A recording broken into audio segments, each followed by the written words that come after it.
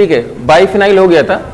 Special cases की बात हो गई थी, बातचीत नहीं करिए। स्पेशल केसेस की बात हो गई थी, एलीन का डिस्कशन कर लिया था, बाइफिनाइल का डिस्कशन हो गया था और स्पाइरो कंपाउंड्स का डिस्कशन हो गया था। मेरे ख्याल से समझ में आ गया होगा, कुछ है नहीं उसमें। इसके बाद जल्दी से चीजों को समराइज किया जाए तो अमीन इन्वर्जन हमने आपको बताया था, इसको जरा समझा जाए। अमीन इन्वर्जन, इसमें बताने का कुछ नहीं है, पहले भी डिस्कस कर चुके हम लोग। अमीन इन्वर्जन क्या होता है, हमने बताया था। यहां आपका लोन पेयर हो गया और यहां मान लीजिए हमने R1, R2 और R3, ये आपके 3 ग्रुप्स हो गए। समझ में आ रही बात? इसमें प्रोसेस क्या बताया था कि भाई प्लेनर हो जाता है और पूरा स्ट्रक्चर उलट जाता है, ये बताया था ना, ठीक है। अमीन इन्वर्जन यही होता है। अब यहां इसका क्या सिग्निफिकेंस है, इसको समझने की कोशिश करिए। एक तो तरीका ये है इसको समझाने का कि भाई ये इक्विलिब्रियम में है और डायरेक्ट अगर हम फाइनल स्ट्रक्चर बनाए तो लोन पेयर ऐसे चला गया, यहां आपका R1 हो गया, ये आपका R2 हो गया और ये आपका R3 हो गया, ठीक है। ये स्ट्रक्चर उलट गया। अच्छा, यहां R1, R2, R3 तीनों डिफरेंट है, तो तीनों डिफरेंट है तो ये क्या हो गया, आपका कायरल सेंटर हो गया और मॉलिक्यूल कायरल हो गया, क्योंकि लोन पेयर डिफरेंट ग्रुप होता है, लोकलाइज लोन पेयर। तो सभी ग्रुप डिफरेंट है तो मॉलिक्यूल क्या है, कायरल है। और ये दोनों एक दूसरे की क्या है, मिरर इमेज है, इनएंशियोमर्स। ये कैसे समझेंगे इनएंशियोमर्स? या तो इस डायग्राम से समझ लीजिए, या बनाने का और भी तरीका है कि मान लीजिए लोन पेयर हमने ऐसे बना दिया, यहां आपका R1 हो गया, इसको मान लीजिए हमने इनटू द प्लेन बना दिया R2 और ये हमने R3 बना दिया out of the plane, 3 dimensional structure दे दिया, ठीक है। और उलट जाने का मतलब यहां क्या हुआ कि लोन पेयर इधर चला जाएगा, ये आपका R1 हो गया, ये आपका क्या हो गया R2 और ये आपका R3 स्ट्रक्चर हो गया। ये पूरा स्ट्रक्चर क्या हो गया, उलट गया। और ये एक दूसरे की मिरर इमेज है, यहां आपको दिख भी रहा है। कॉन्फ़िगरेशन निकाल के भी चेक कर सकते हैं, या आपको दिखना भी चाहिए कि एक दूसरे के क्या है, मिरर इमेज है, ये इनएंशियोमर्स है। और ये बेसिकली आपस में क्या हो रहा है, इक्विलिब्रियम चल रहा है। बना लीजिए इसको, ये आपकी इनएंशियोमर्स है, इनएंशियोमर्स।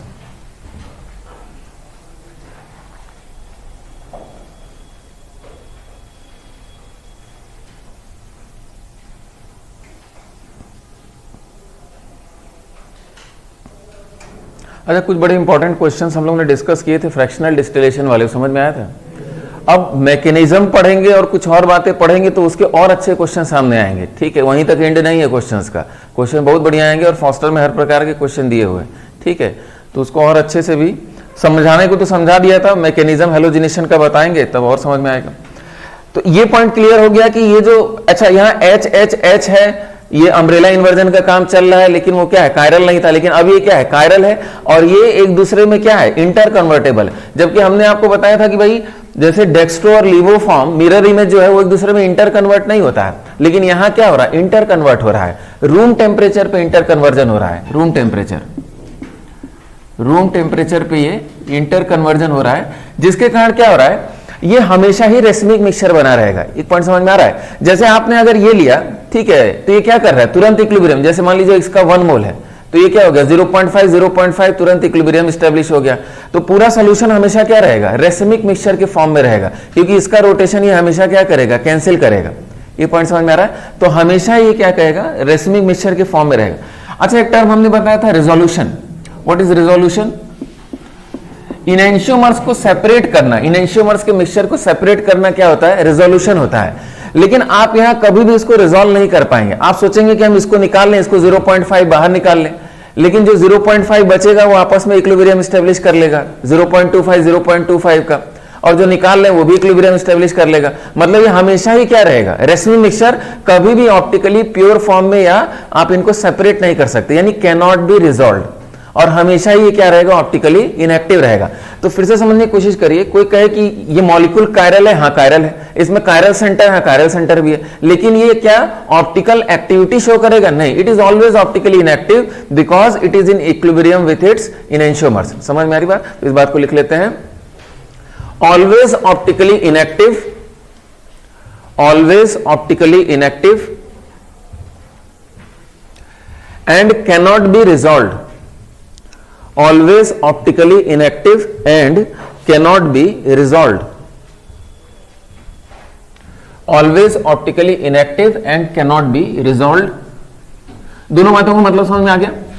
रिजोल्यूशन आप कभी नहीं कर सकते क्योंकि इक्विलिब्रियम हमेशा मेंटेन करेगा और कभी भी ऑप्टिकली प्योर फॉर्म में आप इसको नहीं ले जा पाएंगे, ठीक है। और दूसरी बात क्या बोला कि ये मॉलिक्यूल कायरल है, इसमें कायरल सेंटर है लेकिन ये ऑप्टिकली एक्टिव नहीं है, ठीक है। तो जैसे हमने बताया था कि मॉलिक्यूल में सिंगल कायरल सेंटर हो तो हमेशा ऑप्टिकली एक्टिव होता है, लेकिन उसका एक्सेप्शन क्या हो गया, अमीन्स हो गया, अमीन इन्वर्जन इसमें होता है, बाकी सब में ऐसा नहीं होता है, ठीक है।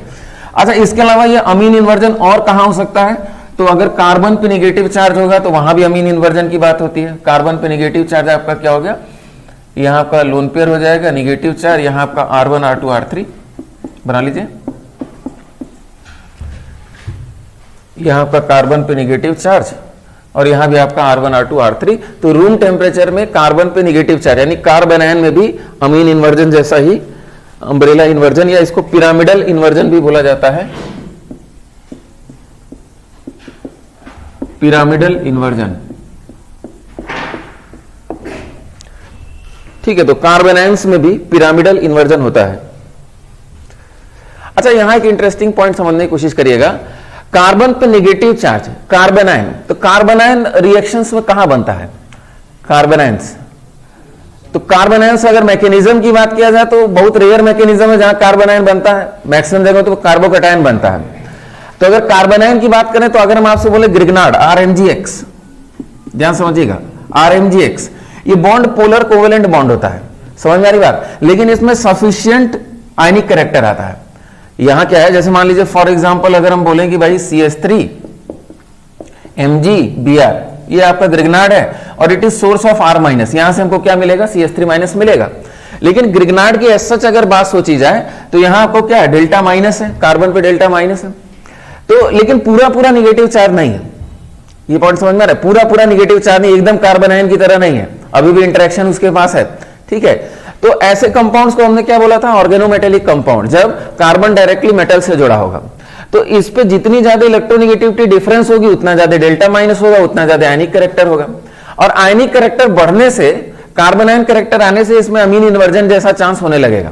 जैसे सफिशिएंट नेगेटिव चार्ज हो गया तब क्या करेगा, ये अमीन इन्वर्जन करने लगेगा, समझ में आ रही बात, यानी इसके दोनों फॉर्म होने लगेंगे, एक बार R कॉन्फ़िगरेशन होगा, दूसरी बार क्या हो जाएगा, S कॉन्फ़िगरेशन हो जाएगा। तो ये प्रोसेस कब शुरू हो जाता है, इसको समझा जाए तो ग्रिग्नार्ड से शुरू हो जाता है। ग्रिग्नार्ड की बात करें तो ग्रिग्नार्ड में सफिशिएंट कार्बन आयन कैरेक्टर होता है कि इस टाइप का प्रोसेस इसमें होने लगे, ये पॉइंट समझ में आ रहा है, इसमें सफिशिएंट कार्बन आयन कैरेक्टर। जैसे इससे लेस रिएक्टिव अगर बात करें तो हम dialkyl cadmium R2CD, it is less reactive, समझ में आ रही बात, तो इसमें इतना ज्यादा कार्बन आयन कैरेक्टर नहीं आया है कि इस टाइप का फिनोमेनन इसमें होने लगे, जबकि ग्रिग्नार्ड में हो जाता है। इससे ज्यादा रिएक्टिव RLI RNA, उसमें भी बड़े आराम से ये प्रोसेस होता है, समझ में आ रही बात। तो ये एक हमने आपको हल्का सा हिंट दिया, ठीक है। जब डिस्कस करेंगे ग्रिग्नार्ड के बारे में तो इस पे हम लोग डिस्कस करेंगे कैसे क्वेश्चन बनाया जाता है, ये पॉइंट समझ में आ गया। तो ग्रिग्नार्ड में कार्बन आयन में इनफ नेगेटिव चार्ज होता है कि इस टाइप का पिरामिडल इन्वर्जन भी उसमें होता है, क्लियर है। तो इस पे हम लोग आगे चल के बात किया जाएगा, फिलहाल लिखवा कुछ नहीं रहे, बस इस पॉइंट को समझने की कोशिश करिएगा कि कार्बन आयन में ये डिस्कशन हुआ है तो इसका इस्तेमाल बेसिकली यहां मिलेगा, और कुछ अच्छे क्वेश्चन लोग बना देते हैं।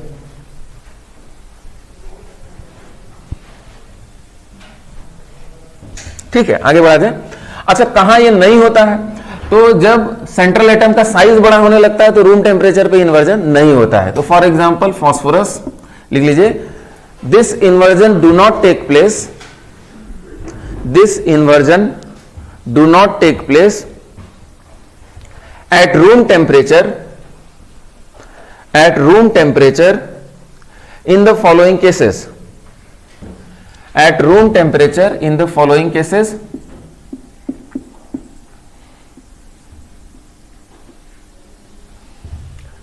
जैसे यहां देखा जाए फिर से, फास्फोरस का साइज बड़ा हो चुका है, अब आपको ये पूरा पिरामिडल इन्वर्जन कराना है तो ज्यादा टेम्परेचर चाहिए, तो हम लोग रूम टेम्परेचर से ही कंसर्न है, किसी ना किसी टेम्परेचर पे इतनी एनर्जी मिल जाएगी कि इंटर कन्वर्जन हो जाएगा। जैसे ठीक है, लगभग अगर नाइट्रोजन होता तो लगभग उसको 24 किलो जूल पर मोल चाहिए होता है, रूम टेम्परेचर में मिल जाता है, लेकिन इसको 132 किलो जूल पर मोल चाहिए, तो वो रूम टेम्परेचर पे अवेलेबल नहीं हो पाता है। तो हम लोग को ये सब इंफॉर्मेशन जानने की जरूरत नहीं है, इसमें इन्वर्जन क्या होगा, नहीं होगा, सीधी सीधी बात। ठीक है, तो इसका मतलब क्या, इसमें कायरल सेंटर है, R1 R2 R3 अगर डिफरेंट है तो बिल्कुल इसमें कायरल सेंटर है, ये ऑप्टिकली एक्टिव भी होगा और क्या रिजॉल्वेबल होगा, तो फिर से समझिए, जो ऑप्टिकली एक्टिव होगा और इक्विलिब्रियम में नहीं होगा, समझ में आ रही बात, उसको आप रिजॉल्व कर सकते हैं। तो यहां हम लिखेंगे optically active, optically active, chiral भी है, ऑप्टिकली एक्टिव भी है और रिजॉल्वेबल भी है। ठीक है, अपने समझने के लिए लिख लेंगे कि भाई जो ऑप्टिकली एक्टिव होते हैं उनको रिजॉल्व किया जाता है। ठीक है, optically active compounds, optically active compounds are या can be resolve, are resolvable. इस चीज को ध्यान से समझिएगा, ऐसा क्वेश्चन भी आपको पूछेगा which of the following compounds are resolvable, तो इसका सीधा सीधा क्या मतलब पूछ रहा है, कौन ऑप्टिकली एक्टिव है। ठीक है, क्या मीजो कंपाउंड को आप रिजॉल्व कर सकते हैं? नहीं भाई, रिजॉल्व उसी को किया जाता है जो दो इनएंशियोमर्स के मिक्सचर में वो इक्विलिब्रियम में रहे, या इक्विलिब्रियम की बात नहीं कर रहे हैं, दो इनएंशियोमर्स को सेपरेट करेंगे वही रिजोल्यूशन है। तो जो मीजो कंपाउंड होता है उसका मिरर इमेज तो होता नहीं है, तो उसके रिजोल्यूशन की बात हो नहीं सकती। तो पूछने का तरीका होता है कि which of the following is resolvable, मतलब ऑप्टिकली एक्टिव जो है वो रिजॉल्वेबल है। समझ में आ रही बात? तो क्वेश्चन पूछने का एक तरीका होता है। और बताइए, सल्फर की बात करें तो सल्फर पे लोन पेयर है, यहाँ आपका R1 हो गया, यहाँ आपका R2 हो गया, यहाँ डबल बॉन्ड ऑक्सीजन हो गया, 1 2 3 4 5 6, तो ये भी क्या हो गया, कायरल सेंटर भी हो गया, हाइब्रिडाइजेशन भी sp3 है, ये भी आपका क्या ऑप्टिकली एक्टिव है एंड रिजॉल्वेबल है। ठीक है, जो क्वेश्चन पूछे जाते हैं उन्हीं पे डायरेक्ट कंसर्न किया जाए। अच्छा, और नाइट्रोजन में भी हमने बताया था कहां अमीन इन्वर्जन नहीं हो पाता है, तो हमने बताया था कि जब ये ब्रिजहेड पे होगा। ठीक है, ब्रिजहेड में ब्रिजिंग एटम्स जब कम होते हैं, तो ऐसा अगर हमने एग्जांपल बना दिया, मान लीजिए यहाँ डबल बॉन्ड ओ भी बना दिया, तो ये आपका कायरल सेंटर भी हो गया और रिजॉल्वेबल भी ये है, अमीन इन्वर्जन नहीं हो रहा, नो अमीन इन्वर्जन। ठीक है, और एक एग्जांपल लिख लिया जाए तो हमने बताया था भाई छोटी साइड की साइकिल अगर बना लिया जाए, यहाँ आपका नाइट्रोजन हो गया, यहाँ लोन पेयर हो गया। ठीक है, तो फिर से बताइए क्या ये कायरल सेंटर है, जब चेक करिए। अच्छा, यहाँ एक हाइड्रोजन भी बना दिया था ना, यहाँ आपका क्या हो जाएगा, एक हाइड्रोजन भी हो जाएगा, तो क्या ये कायरल सेंटर है, जरा बताइए। तो नाइट्रोजन पर लोन पेयर एक हाइड्रोजन और डिवाइड कर दिया तो दोनों डिफरेंट ग्रुप है। क्या अमीन इन्वर्जन रूम टेम्परेचर पे हो रहा है? नहीं हो रहा है, तो ये मॉलिक्यूल भी कायरल होगा और रिजॉल्वेबल भी होगा। समझ में आ रही बात? ये पॉइंट क्लियर हो गया? ठीक है, अब इसमें भी हालांकि टेम्परेचर ठीक है 60 डिग्री सेंटीग्रेड के आसपास ये रिजॉल्व, ये इक्विलिब्रियम एस्टेब्लिश कर लेता है, लेकिन हमको उससे मतलब नहीं, डायरेक्ट आपसे सवाल पूछेगा तो आप कहेंगे it can be resolve, it is optically active, और इसमें अम्ब्रेला इन्वर्जन रूम टेम्परेचर पे नहीं होगा।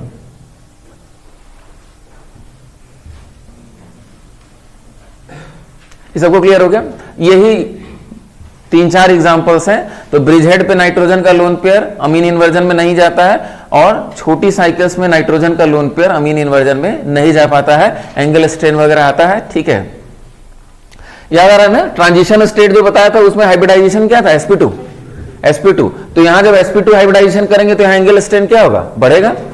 एंगल स्ट्रेन बढ़ेगा तो वो प्लेनेरिटी अचीव करने में बड़ी दिक्कत होगी। समझ में आ रही बात? तो ट्रांजिशन स्टेट अचीव करना यहाँ क्या है, मुश्किल है, इसीलिए यहाँ अमीन इन्वर्जन रूम टेम्परेचर पे तो नहीं माना जाएगा। क्लियर है? तो ये कुछ एग्जांपल्स हैं। तो which of the following are resolvable, optically active, जैसे भी पूछे आप कर ले जाएंगे। अच्छा, फिर से अब रिजोल्यूशन की बात जरा फिर से कर लिया जाए। तो व्हाट इज रिजोल्यूशन? तो हमने बताया कि भाई separation of mixture of enantiomers is called as resolution. तो इस पे भी लोग अच्छा सवाल बनाते हैं, उसको समझने की कोशिश किया जाए। अच्छा, इसमें एक जनरल पहले एक रिएक्शन लिखे, कार्बोक्सिलिक एसिड का अगर रिएक्शन लिखा जाए, कार्बोक्सिलिक एसिड का रिएक्शन एल्कोहल के साथ प्लस OH और यहां आपका R'। कार्बोक्सिलिक एसिड का अल्कोहल के साथ क्या रिएक्शन होगा, स्टेरिफिकेशन रिएक्शन होगा, H+ वगैरह कैटलिस्ट इस्तेमाल कर देंगे और आपका स्टेरिफिकेशन हो जाएगा। तो आपका RC डबल बॉन्ड OR' और आपका ईस्टर बन गया, है ना, और इस रिएक्शन को स्टेरिफिकेशन बोला जाता है। अच्छा, एक बात और समझने की कोशिश करिए, रिएक्शन आपने सिंपली क्या कराया है, न्यूक्लियो, ठीक है, आप ऐसे समझने की कोशिश करिए अभी कि आपने यहां से H2 हटा दिया है। वैसे तो रिएक्शन न्यूक्लियोफिलिक एडिशन एलिमिनेशन का होता है, बाद में देखा जाएगा। आपने H2 हटा दिया। अच्छा, अगर हम बोलते हैं कि OH से रिएक्शन करा दिया, क्या हम H2 से भी रिएक्शन ऐसा ही करा सकते थे? तो बिल्कुल करा सकते हैं। जैसे आप H2 यहां हटा रहे, यहां भी हटा दीजिए, तो क्या प्रोडक्ट बनेगा? तो यहां आपका प्रोडक्ट बन जाएगा क्या बताइए, RC double bond O NH, और यहां क्या हो जाएगा R'। ये क्लियर है? ठीक है, तो अमीन से भी रिएक्शन हो सकता है, अल्कोहल से भी रिएक्शन हो सकता है। अल्कोहल का रिएक्शन पॉपुलर रिएक्शन है। समझ में आ रही बात? तो आपने ये रिएक्शन कराया और एस्टरीफिकेशन हो गया। बाकी और भी कंपाउंड जो भी रिएक्शन कार्बोक्सिलिक एसिड से कर सकते हैं उनको हम यहां लिख सकते थे, ठीक है। तो अमीन भी हो सकता है, ये भी हो सकता है। अच्छा, अमीन में याद रखना है कि अमीन के पास जब तक यहां हाइड्रोजन है तब तक इस प्रकार की रिएक्शन शो करेगा। मतलब अमीन में क्या पॉसिबिलिटी है, यहां आपका NH R' ट्वाइस, मतलब 2 degree amine, not 3 degree. 3 degree के पास यहां हाइड्रोजन नहीं होता है, समझ में आ रही बात। तो 1 डिग्री 2 डिग्री अमीन आपके रिएक्शन इस प्रकार से कर जाएंगे, नॉट 3 डिग्री। अच्छा, फिर से मान लीजिए हमने ईस्टर बनाया और ईस्टर की जरूरत समाप्त हो गई तो हम इसको हाइड्रोलिसिस कर सकते हैं। इसको हाइड्रोलिसिस बोला जाता है, ठीक है। और हाइड्रोलिसिस में करना क्या है, वापस से बॉन्ड आपको तोड़ देना है। और वापस से बॉन्ड तोड़ देंगे तो यहां क्या लगा देंगे, OH लगा देंगे, और यहां क्या लगा देंगे, H लगा देंगे। वापस से आपने हाइड्रोलिसिस करके इसको तोड़ दिया, ठीक है। तो क्या बन जाएगा, दोबारा कार्बोक्सिलिक एसिड बन जाएगा, RC डबल बॉन्ड OH और प्लस आपका R'OH। तो ये प्रोसेस हुआ, समझ में आ रही बात कि आपने एस्टरीफिकेशन भी कर दिया। हालांकि बैकवर्ड रिएक्शन भी वही है। बैकवर्ड रिएक्शन क्या है, बैकवर्ड रिएक्शन हाइड्रोलिसिस होता है, ठीक है। Carboxylic acid plus alcohol gives Easter plus water, और ये इक्विलिब्रियम का रिएक्शन होता है। बैकवर्ड रिएक्शन को क्या बोलते हैं हम लोग, हाइड्रोलिसिस बोलते हैं। अलग से भी हाइड्रोलिसिस करके उसको आपने तोड़ लिया। तो पहले इस प्रोसेस को लिख लीजिए, जरूरत पड़ेगी हम लोग को। अमीन वाला भी ऐसा ही होगा, ठीक है। इसकी भी हाइड्रोलिसिस कर लीजिए, यहाँ OH आ जाएगा, यहाँ H आ जाएगा, RC double bond OH plus NH2 या R'NH2 लिख लिया आपने। थोड़ा जल्दी लिखिए।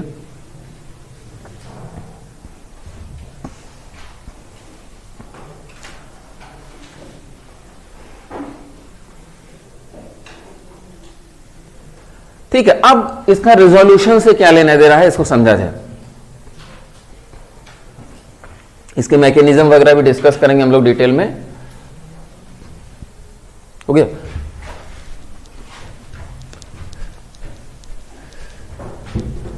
ठीक है, अब रिजोल्यूशन का क्या तरीका है इसको जरा समझा जाए।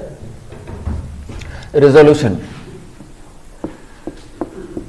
ठीक है, जिस पे सवाल आता है, रिजोल्यूशन के कई तरीके होते हैं। वन ऑफ द मेथड क्या देखा जाए, हमने कार्बोक्सिलिक एसिड लिया, ठीक है, और उसमें रेसिमी मिक्सचर, जैसे H हो गया, यहां D हो गया, यहां T हो गया, तो ये गिवन कायरल सेंटर का कॉन्फ़िगरेशन हो गया। कॉन्फ़िगरेशन यहां फिक्स हो गया और इसका हमने मिरर इमेज बना दिया। मिरर इमेज बनाने के लिए हमने T को ऊपर कर दिया, 1 पेयर ऑफ एक्सचेंज, ये पॉइंट समझ रहे होंगे। ये ड्यूटेरियम, ये आपका C डबल बॉन्ड OH, ठीक है। तो ये हमारे पास क्या है, ये रेसिमिक मिक्सचर है। ये आपका क्या है, रेसिमिक मिक्सचर। हमको इसको सेपरेट करना है। ये रेसिमिक मिक्सचर है कार्बोक्सिलिक एसिड का, इसको सेपरेट करना है, ठीक है।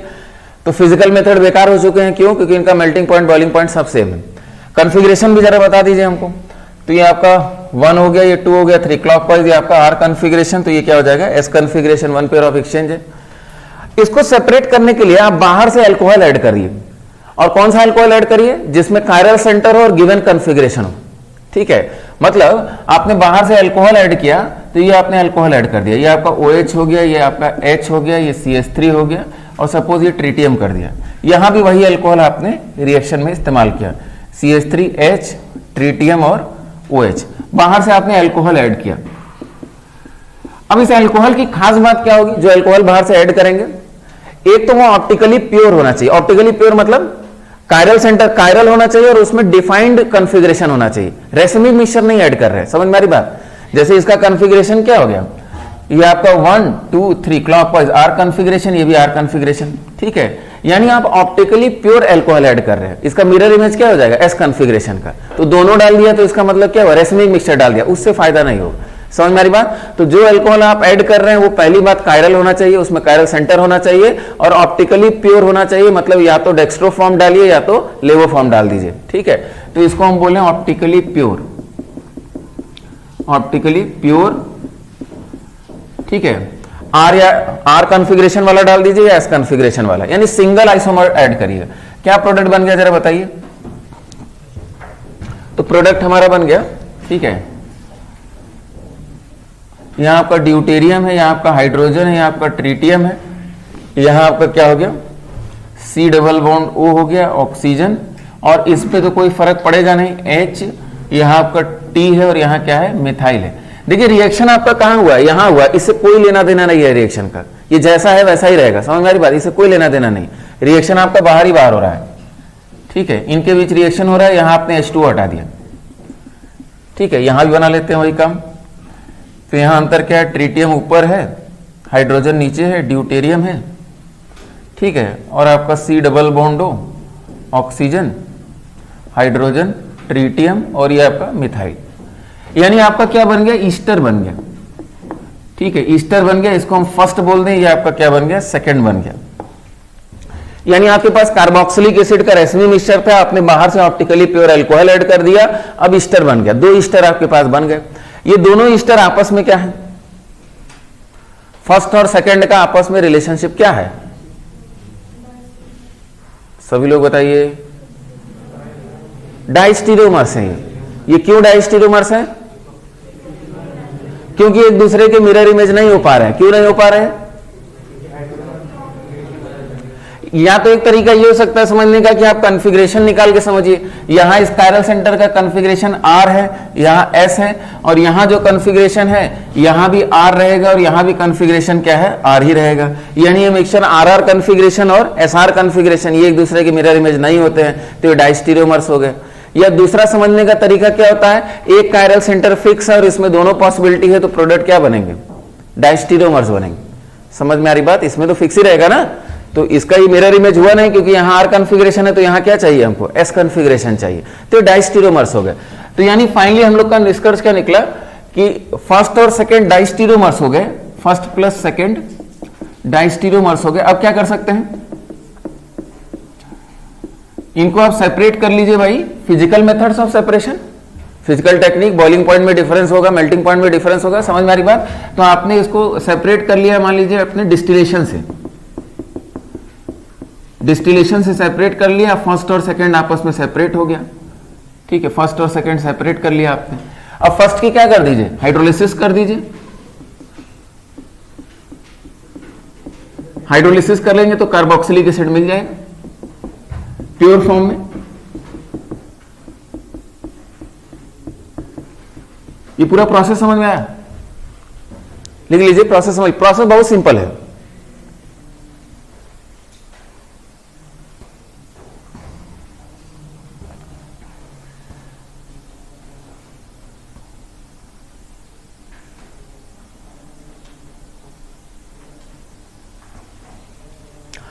ठीक है, इस पे अच्छे क्वेश्चन फॉस्टर में भी हैं, उससे भी अच्छे क्वेश्चन इसमें बनाए जाते हैं, ठीक है, सबको समझ लिया जाए।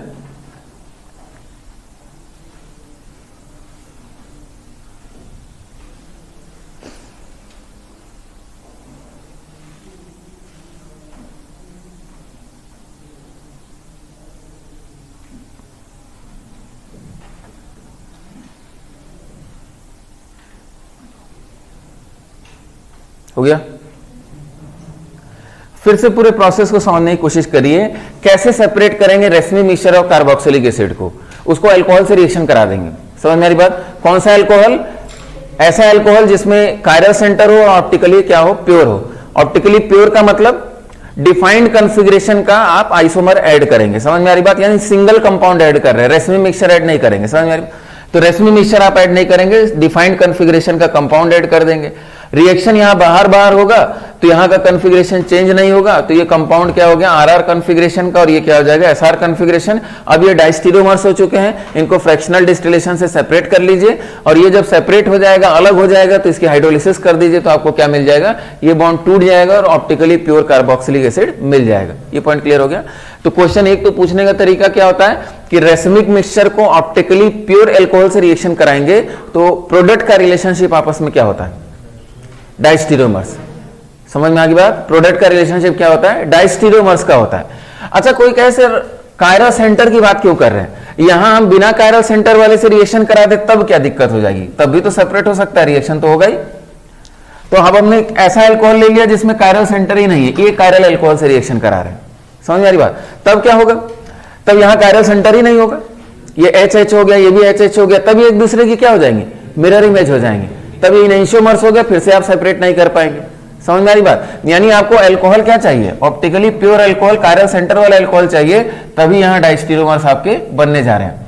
अच्छा, कोई कहे OH होना जरूरी है, नहीं, या NH2 भी रख लीजिए, ऐसा जो भी फंक्शनल ग्रुप जो इससे रिएक्शन करता हो। समझ में आ रही बात, तो यहाँ NH2 भी रहेगा, तब पर भी सेम रिएक्शन होगा, सेम कंसेप्ट होगा, कोई फर्क नहीं पड़ेगा। तो जो इससे रिएक्शन कर सकता हो उसकी बात करिए, और उसमें कायरल सेंटर डिफाइंड कॉन्फ़िगरेशन का होना चाहिए। अच्छा क्वेश्चन एक लिख लिया जाएगा इसमें। इसमें देखिए और अच्छा क्वेश्चन क्या बनाया जाता है कि जैसे मान लीजिए हमारे पास इसका 1 मोल है, इसका 1 मोल है, 2 मोल है हमारे पास, समझ में आ रही बात, ठीक है। 50-50% है, 100% रेसमी मिक्सचर है। आपने बाहर से अल्कोहल ऐड किया, कितना अल्कोहल रिक्वायरमेंट होगा? 2 मोल। 2 मोल कार्बोक्सिलिक एसिड है तो 2 मोल अल्कोहल ऐड करिए, तब पूरा रिएक्शन कंप्लीट हो जाएगा। सपोज आपने 1 मोल अल्कोहल ऐड किया है, 2 मोल ना ऐड करके आपने 1 मोल लिमिटिंग अमाउंट में अल्कोहल ऐड कर दिया, तब होगा क्या? क्या होगा तब? आपने लिमिटिंग अमाउंट में ऐड कर दिया, तब अल्कोहल तो पूरा रिएक्ट कर जाएगा, लेकिन कार्बोक्सिलिक एसिड बच जाएगा। तो कार्बोक्सिलिक एसिड बच जाएगा तो क्वेश्चन क्या पूछा जाता है इसमें कि जैसे अभी ये ऑप्टिकली एक्टिव है कि इनएक्टिव, तो इट इज ऑप्टिकली इनएक्टिव। अगर आपने 1 मोल अल्कोहल ऐड किया, ये आपका 2 मोल है, ये आपका 1 मोल हो गया। क्वेश्चन खाली समझिए, लिखेंगे नहीं हम लोग, ये आपका 1 मोल हो गया। और आपने बाहर से limiting amount of alcohol 1 mole alcohol add कर दिया लिमिटिंग अमाउंट में, तो रिएक्शन कंप्लीट होने के बाद जो रिजल्टिंग कार्बोक्सिलिक एसिड का मिक्सचर बचेगा, जो बचेगा वो ऑप्टिकली एक्टिव होगा कि इनएक्टिव होगा? फिर से क्वेश्चन का मतलब समझने की कोशिश करिए।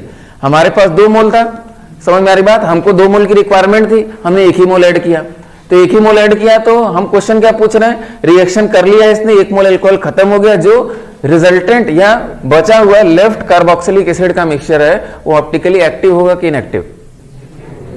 ऑप्टिकली इनएक्टिव होगा। क्यों इनएक्टिव होगा? क्योंकि 0.5 इससे रिएक्शन कर जाएगा, 0.5 इससे रिएक्शन कर जाएगा, और अभी भी क्या हो जाएगा? 0.5 ये बच जाएगा, जो कि गलत हो गया आपका कंसेप्ट। क्यों गलत हो गया? नहीं, जो बचा हुआ कार्बोक्सिलिक एसिड का मिक्सचर है उसकी बात कर रहे हैं, वो तो है ही है, बात सही है आपकी, ठीक है। जो बचा हुआ कार्बोक्सिलिक एसिड का मिक्सचर है उस पर क्वेश्चन पूछ रहे हैं। तो इसका 1 मोल बच जाएगा। हम आपसे क्वेश्चन क्या पूछ रहे हैं कि 1 मोल आपने दिया तो क्या 0.5 इनसे रिएक्शन करेगा? ये जरूरी नहीं है कि इसका भी 0.5 इससे रिएक्शन करेगा, इसका भी 0.5 इससे रिएक्शन करेगा। क्यों जरूरी नहीं है? क्योंकि अगर हम रेट ऑफ रिएक्शन की बात करें R1 रेट, और यहां R2 रेट की बात करें, तो R1 is not equal to R2। ये कैसे पता चला हमको R1 is not equal to R2? तो ये हमने आपको बताया था कि कायरल मॉलिक्यूल को अगर कायरल रिएजेंट से रिएक्शन कराते हैं तो केमिकल प्रॉपर्टीज में क्या होता है? डिफरेंस आता है। तो जिस रेट से ये रिएक्शन कर रहा है उस रेट से ये रिएक्शन नहीं कर रहा है।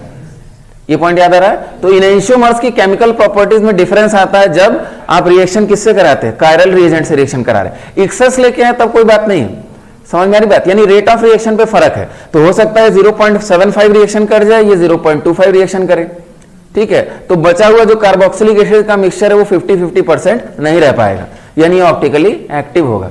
यहां तक क्वेश्चन इस पे लोग बनाए हैं, समझ में आ रही बात? ऐसा क्वेश्चन आपको देखने को जरूर मिलेगा, काफी बढ़िया कंसेप्ट है, ठीक है। तो यानी फाइनली आप यहां हम खाली क्या लिखवाएंगे? R1 is not equal to R2। Rate of reaction यहां सेम नहीं है। अच्छा, क्यों रेट ऑफ रिएक्शन सेम नहीं होता है इसको भी समझने की कोशिश करेगा, बाद में इसको और बेटर क्लियर होगा कि जो ट्रांजिशन स्टेट बनती है वो एक दूसरे की मिरर इमेज नहीं होती, वो इसकी एनर्जी लेवल सेम नहीं होती है। जैसे ये इससे इंटरेक्शन करेगा और ये इससे इंटरेक्शन करेगा, तो बीच में जो डिफरेंट ट्रांजिशन स्टेट बॉन्ड टूटना बनना, वो सब जो एनर्जी लेवल होते हैं वो एग्जैक्टली एक जैसे नहीं हो पाते हैं, समझ में आ रही बात? इसीलिए रेट ऑफ रिएक्शन डिफर कर जाता है। क्लियर है सबको? ठीक है। तो बचा हुआ कार्बोक्सिलिक एसिड का मिक्सचर क्या होगा? लिमिटिंग अमाउंट ऑफ अल्कोहल इस्तेमाल किया तो लेफ्ट कार्बोक्सिलिक एसिड का मिक्सचर ऑप्टिकली एक्टिव होगा। क्यों? क्योंकि रेट ऑफ रिएक्शन क्या है? डिफरेंट है। क्यों? क्योंकि कायरल मॉलिक्यूल, ठीक है, कायरल मॉलिक्यूल इनेंशियोमर्स से डिफरेंट रेट ऑफ रिएक्शन से रिएक्ट करेगा। क्लियर है? तो वहां R1 not equal to R2, बस इतना हिंट में लिखिए, बाकी जब क्वेश्चन आएगा तो दिमाग लगाइएगा, ठीक है।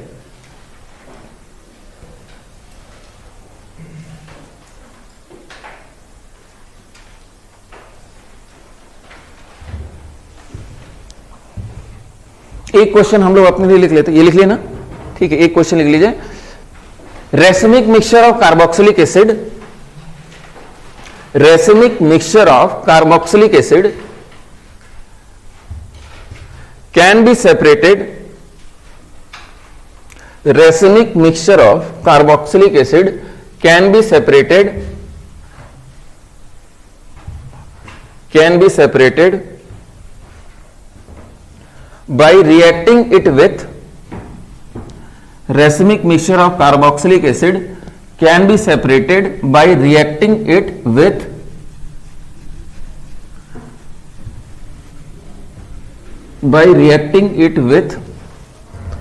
ऑप्शंस लिख लेते हैं हम लोग।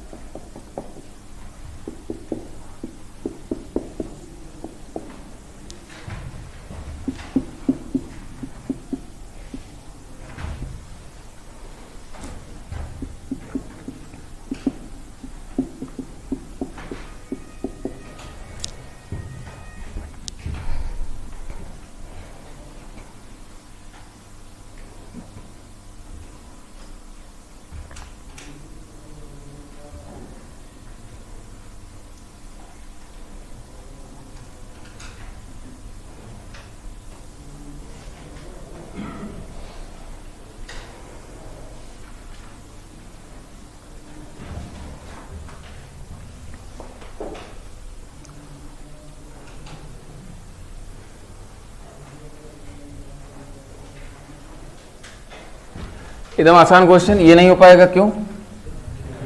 इसमें कायरल सेंटर ही नहीं है। मॉलिक्यूल कायरल होना चाहिए और ऑप्टिकली प्योर होना चाहिए, ठीक है। तो ये फिशर तो जरूर लिखा हुआ है लेकिन कायरल सेंटर नहीं है इसमें, ये हो जाएगा, ठीक है। ये फिशर लिखा हुआ है तो डिफाइंड कॉन्फ़िगरेशन तो ये समझ में आ ही रहा है, ठीक है। यहां देखा जाए फिशर नहीं बना हुआ है लेकिन प्लस माइनस नीचे लिखा हुआ है, इसका मतलब ये रेसमिक मिक्सचर है। देखिए प्लस और माइनस लिखा रहता तब तो हम टिक कर देते, या तो डेक्स्ट्रो फॉर्म या तो लेवो फॉर्म, तो डिफाइंड कॉन्फ़िगरेशन हो गया। लेकिन इस फॉर्मेट में यहाँ प्लस माइनस लिखा हुआ है, मतलब रेसमिक मिक्सचर है, तो इससे तो बात नहीं बनेगी, ठीक है। यहां देखा जाए अमीन से रिएक्शन तो होगा लेकिन इसमें कायरल सेंटर नहीं है, ये हो जाएगा क्यों? क्योंकि इसमें डिफाइंड कॉन्फ़िगरेशन का कायरल सेंटर है। और इसमें कायरल सेंटर तो जरूर है लेकिन ये बेकार है हमारे लिए, क्योंकि ये अम्ब्रेला इन्वर्जन करता है, रेसमिक मिक्सचर के फॉर्म में हमेशा रहता है। समझ में आ रही बात, ठीक है। तो सब कुछ ठीक है इसमें, लेकिन ठीक है, इसको और मान लीजिए 3 डायमेंशनल भी बना दिया जाए। कोई कहे कि सर कॉन्फ़िगरेशन डिफाइंड है तो आप 3 डायमेंशनल भी बना दिए, ऐसे भी बना दिए, तो कोई फायदा नहीं, ठीक है, क्योंकि इसमें अमीन इन्वर्जन हो रहा है। यानी क्वेश्चन का मतलब समझ में आ गया आपको, यही छोटा सा क्वेश्चन पूछा जाता है और बहुत दिमाग लगाते हैं तो लोग R1 R2 नॉट डिफरेंट उस पर भी क्वेश्चन पूछते हैं, बाकी कोई दिक्कत नहीं इसमें।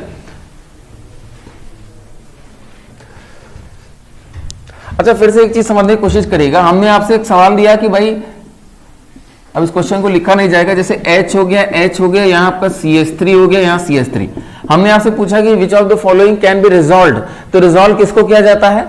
जो कायरल होता है, ठीक है, जो ऑप्टिकली एक्टिव होता है उसको रिजॉल्व किया जाता है। क्या इसको रिजॉल्व करेंगे आप? नहीं। तो ये क्यों? क्योंकि ये क्या है? मीजो कंपाउंड है, इसमें प्लेनो सिमेट्री, ये क्या है? मीजो कंपाउंड है, तो इसके रेजोल्यूशन की बात नहीं हो सकती। अब हम इसको अलग अलग तरीके से लिख दें तो उससे आपको फर्क नहीं पड़ना चाहिए। जैसे यहाँ Cl हो गया, यहाँ CH3 हो गया, यहाँ H हो गया, जैसे हमने यहाँ Cl लिख दिया, ठीक है, यहाँ CH3 लिख दिया और यहाँ H लिख दिया। अब हम आपसे पूछ रहे हैं क्या इसको रिजोल्व कर सकते हैं, तो आप कहेंगे इसमें तो प्लेनो सिमेट्री नहीं है। ऐसा नहीं करेंगे, आप क्या करेंगे, इसको चेक करने के लिए इस CH3 और इस CH3 को पहले यहां करेंगे। समझ में आ रही बात? अलाइन करना कहते हैं उसको, अलाइन करेंगे आप। समझ में आ रही बात? अभी कोई कॉन्फ़िगरेशन नहीं निकालेंगे। अलाइन करने का तरीका क्या है? आपके पास एक्सचेंज का कांसेप्ट है या होल्ड करके रोटेट करने का कांसेप्ट है। हमने बेसिकली किया क्या, इस पूरे मॉलिक्यूल को ऊपर होल्ड कर दिया, इसको होल्ड करके इसको क्लॉकवाइज रोटेशन दे दिया। Cl यहां चला गया, CH3 यहां चला गया, H यहां चला गया, तो आप एंटी क्लॉकवाइज रोटेट कर दीजिए, तो क्या हो जाएगा? CH3 यहां चला जाएगा, Cl यहां चला जाएगा, H यहां चला जाएगा, प्लेनो सिमेट्री दिखने लगेगी। इन दोनों कंपाउंड में कोई अंतर नहीं, जो कॉन्फ़िगरेशन यहां आएगा वही कॉन्फ़िगरेशन यहां आने वाला है। समझ में आ रही बात? तो इसका मतलब कोई अंतर नहीं है। तो आपको ऐसे भी देगा तो पहला काम क्या किया जाता है, इस CH3 को आप यहां ले आएंगे। अगर प्लेनो सिमेट्री दिखनी होगी तो दिख जाएगी, नहीं दिखेगी तो कायरल होगा। समझ में आ रही बात क्या किया हमने, ठीक है। तो यहां आप जरूर से चेक करेंगे इसी तरीके से। बाकी ऐसे नहीं कर पा रहे होल्ड करके रोटेट, तो एक्सचेंज करिए, एक्सचेंज कैसे करेंगे? CH3 यहां करिए, Cl यहां करिए, फिर Cl यहां करिए, H यहां करिए, अपने आप आपको प्लेन ऑफ सिमेट्री दिख जाएगी। ठीक है, इस कायरल सेंटर पे आप कर दीजिए। ये क्लियर है? तो क्वेश्चन लिख लीजिए, विच of the following can be resolve, which of the following can be resolved, which of the following can be resolved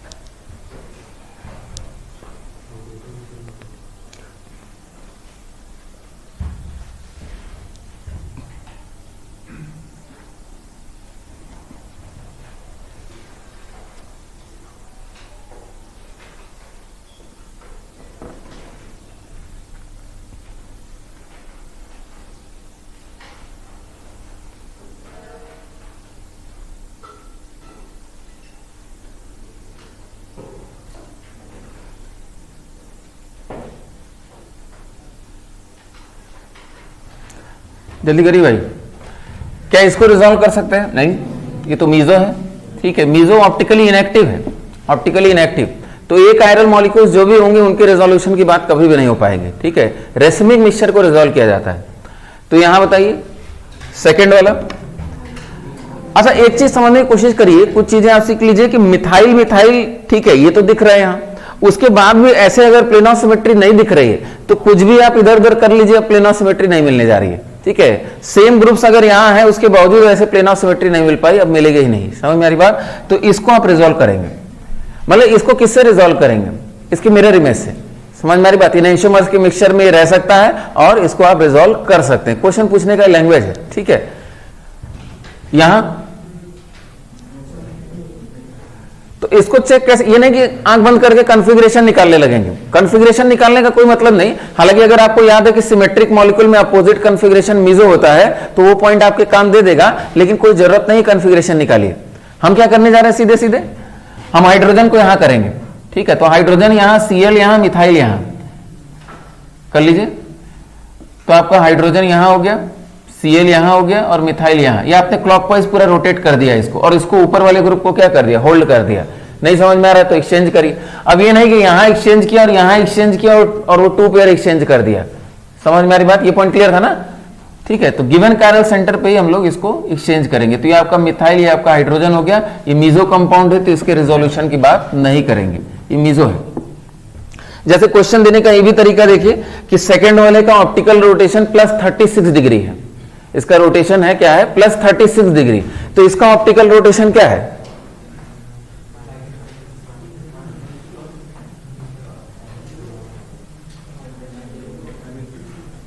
अरे मूर्ख हो गए हैं क्या भाई? 0 डिग्री होगा। मीजो कंपाउंड है ना? नहीं समझ में आया? मीजो है। ये प्लेन ऑफ सिमेट्री समझ में आ रही है ना? तो अगर प्लेन ऑफ सिमेट्री तो कंपाउंड क्या है? मीजो है। और मीजो कंपाउंड क्या होते हैं? ऑप्टिकली इनएक्टिव होते हैं। तो इसका रोटेशन क्या होगा? 0 डिग्री। ठीक है, तो ऐसे बना दिया तो कंफ्यूज थोड़ी ना हो जाएंगे कि अरे ये कुछ और बना हुआ है और ये कुछ और है। ये दोनों सेम है। ठीक है, होल्ड करके रोटेट करना और इवन पेयर ऑफ एक्सचेंज इसी से क्वेश्चन किया जाता है, और कोई तरीका नहीं है क्वेश्चन करने का। समझ में आ रही बात? ठीक है, तो फिर से तो इसको आप समझेंगे कि ये कंपाउंड पहले दिया क्या हुआ है। जब इसको आप एलाइन करके ऐसे लिख देंगे, अच्छा हमको अगर चेक करना रहता तो हम एलाइन करते तो मिथाइल को ऊपर नीचे करते, क्योंकि हमको इससे भी चेक करना होता। हो सकता है वो ऑप्टिकली एक्टिव आ जाता और हो सकता है इसकी मिरर इमेज हो जाता। इसकी मिरर इमेज हो जाता तब क्या होता, -36 डिग्री कहते हैं, और अगर मीजो हो गया तो 0 डिग्री कह देंगे। समझ में आ रही बात? ठीक है, तो ऐसे भी क्वेश्चन आपको देखने को मिलेंगे कि एक कंपाउंड का ऑप्टिकल रोटेशन दिया हुआ है और इसका ऑप्टिकल रोटेशन पूछ रहा है, तो या तो इसकी मिरर इमेज होगा या तो क्या होगा, मीजो होगा, या तो सेम भी हो सकता है। लेकिन उसका तरीका क्या है, मिथाइल को यहां करिए, मिथाइल को यहां करिए। मीजो है तो अलग बात है कि आपको यहां भी प्लेन ऑफ सिमेट्री मिल गया और 0 डिग्री कह के आगे बढ़ गए। ये क्लियर है? अच्छा, कोई कहे कि नहीं सर हम मिथाइल ऊपर करेंगे, कर लीजिए ऊपर। कैसे किया जाता है मिथाइल ऊपर, इसको होल्ड करिए, ऊपर वाले को क्या करिए, एंटी क्लॉकवाइज रोटेट कर दीजिए। रोटेशन वाला बड़ा आसान पड़ता है, ये आपका हाइड्रोजन हो गया, यहाँ आपका Cl बढ़ गया। यहाँ क्या कर दिया जाए, ऊपर वाले को होल्ड करके इसको क्या है, एंटी क्लॉकवाइज रोटेट कर दीजिए। तो यहाँ क्या हो जाएगा, मिथाइल, और यहाँ क्या हो गया, Cl, यहाँ आपका H हो गया। अगेन आपको क्या दिख रहा है, मीजो। अच्छा, ये दोनों सेम है कि डिफरेंट है? ये दोनों सेम है, ये दोनों अलग अलग नहीं, ये दोनों क्या है, सेम है, सुपर इंपोज कर जाएंगे। तो अभी लग नहीं रहा सुपर इंपोज होंगे, आपका पास तरीका क्या है, इसको भी आप रोटेट वगैरह करिए तो वही बन जाएगा। समझ में आ रही? दोनों सेम, क्लियर है? तो इससे हमको ये भी क्लियर हो गया कि ये दोनों क्या है, डाइस्टीरियोमर्स है। ये दोनों डाइस्टीरियोमर्स हैं और इसका ऑप्टिकल रोटेशन 0 होने जा रहा है। तो कई तरीका होता है, आप देखते ही क्वेश्चन को कर देते हैं। ठीक है, जब भी ऐसा कन्फिग्रेशन आप देखते ही क्वेश्चन को करते हैं, उसमें कुछ भी दिमाग लगाने की जरूरत नहीं होती है। हाँ, यहां बताइए फोर्थ वाले में, फोर्थ वाले को क्या रिजॉल्व किया जा सकता है? नहीं। आप ऐसे प्लेन ऑफ सिमेट्री मत खोजने लगेगा कि सर प्लेन ऑफ सिमेट्री नहीं मिला। ये कंपाउंड एक्चुअल में क्या है, फोर्थ वाला। तो फोर्थ वाले को अगर हम ढंग से बनाए तो हम ऐसे बनाने जा रहे हैं। ये आपको बेसिकली ट्रांस स्ट्रक्चर दिया हुआ है, दोनों क्लोरीन क्या है, अपोजिट डायरेक्शन में। तो ट्रांस है तो एक को आप इनटू द प्लेन भेज दीजिए और एक को कहां भेज दीजिए, आउट ऑफ द प्लेन, यही ना। और इस स्ट्रक्चर में तो हमेशा ही प्लेन ऑफ सिमेट्री आपको मिलेगी। बोर्ड के परपेंडिकुलर क्या है, प्लेन ऑफ सिमेट्री है। तो प्लेन ऑफ सिमेट्री है तो मॉलिक्यूल क्या है, एक आयरन है, और एक आयरन है तो इसके रेजोल्यूशन की बात नहीं करेंगे। या आप कह सकते हैं कि बोर्ड का प्लेन भी प्लेन ऑफ सिमेट्री, बस इस स्क्वायर को क्या मान लीजिए, बोर्ड के परपेंडिकुलर मान लीजिए, बोर्ड का प्लेन प्लेन ऑफ सिमेट्री हो गया। ठीक है, तो जैसे भी इमेजिन करिए। क्या इसको मीजो बोल दिया जाए?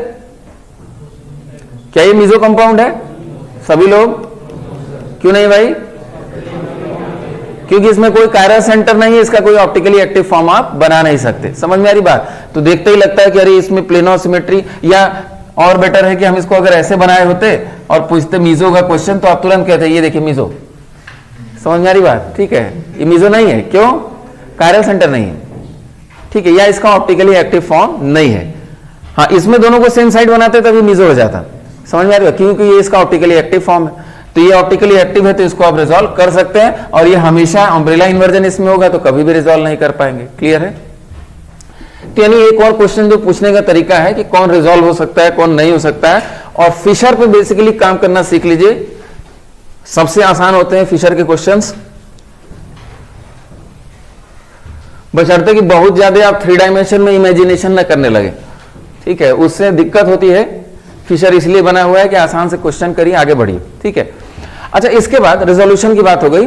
कैलकुलेशन ऑफ, हेडिंग डालिए, calculation of total stereo isomers. Calculation of total stereo isomers, calculation of total stereo isomers.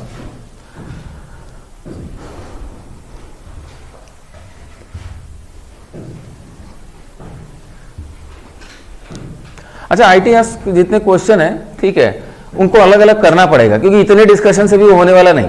ठीक है, बहुत अच्छे क्वेश्चंस पूछे गए हैं, एक एक स्ट्रक्चर को आपको बनाना पड़ेगा। समझ में आ रही बात? ठीक है, 3-4 क्वेश्चन है और बहुत बढ़िया क्वेश्चन। जितने भी क्वेश्चन पूछे गए हैं आईटीएस सेक्शन में काफी बढ़िया क्वेश्चन है, पर्टिकुलरली स्टीरियो आइसोमरिज्म जहां आ गया है। ठीक है, तो देखा जाए, एक तो पहले हम लोग ने ज्योमेट्रिकल में फॉर्मूला डेवलप किया था, उसके बाद एक नया कॉन्सेप्ट स्टीरियो सेंटर का पढ़ा। ठीक है, एलिन का सिस्टम स्टीरियो सेंटर है, कई स्टीरियो सेंटर्स की बात कर लिया हम लोग ने।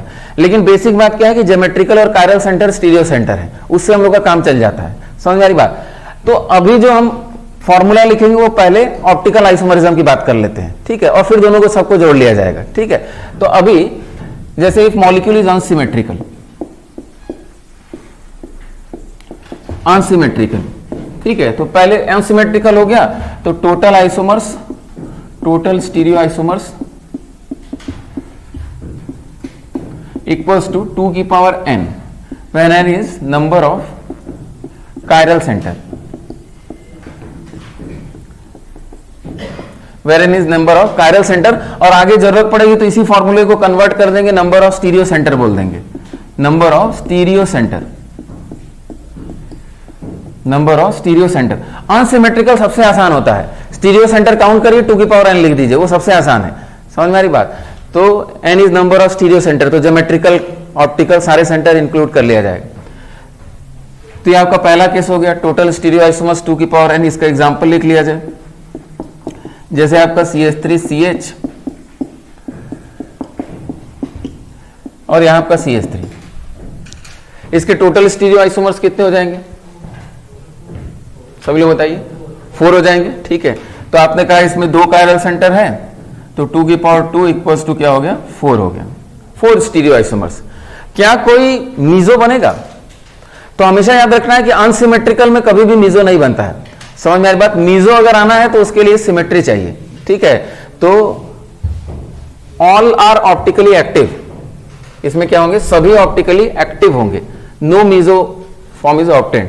अब ये सवाल लिखने की जरूरत नहीं, तो कॉमन सेंस की बात हो गई कि भाई मीजो तभी मिलता है जब सिमेट्री आती है। तो चारों क्या होंगे? ऑप्टिकली एक्टिव होंगे, ऑल आर ऑप्टिकली एक्टिव। तो कोई पूछे नंबर ऑफ रेसिमिक मिक्सचर के पेयर कितने होंगे, तो रेसिमिक मिक्सचर के पेयर क्या होंगे? 2 होंगे, डिवाइडेड बाई 2 कर लीजिएगा, समझ में आ रही बात। तो रेसिमिक, तो रेसिमेट पूछा जाता है, नंबर ऑफ रेसिमेट। तो उसके लिए कोई फॉर्मूला नहीं लिखने जा रहे हैं, जितना ऑप्टिकली एक्टिव होगा वो 2-2 के पेयर में होगा, समझ में आ रही बात। तो बाई 2 कर लीजिए, ठीक है। तो उसके लिए हम लोग का बेसिक काम क्या है कि इसको पहले बनाया जाए। तो बनाने का एक कंसेप्ट तो ये हो सकता है कि जैसे हम लोग सिस और ट्रांस की बात करते थे, यहां 2 पॉसिबिलिटी क्या है? RS की और यहां भी RS की। कॉम्बिनेशन बैठा लीजिए, क्या हो जाएगा? RR का कॉम्बिनेशन हो गया, RS का कॉम्बिनेशन हो जाएगा। अच्छा, RR का कॉम्बिनेशन का मिरर इमेज क्या हो जाएगा? SS हो जाएगा, और यहां क्या हो जाएगा? RS का SR हो जाएगा, मान लीजिए, ठीक है। तो ये आपका C हो गया, ये आपका क्या हो गया? D हो गया। मतलब मिलेगा तो यही पॉसिबिलिटी, इसके अलावा कोई पॉसिबिलिटी नहीं मिल सकता। एक तो ये हो गया तरीका समझने का।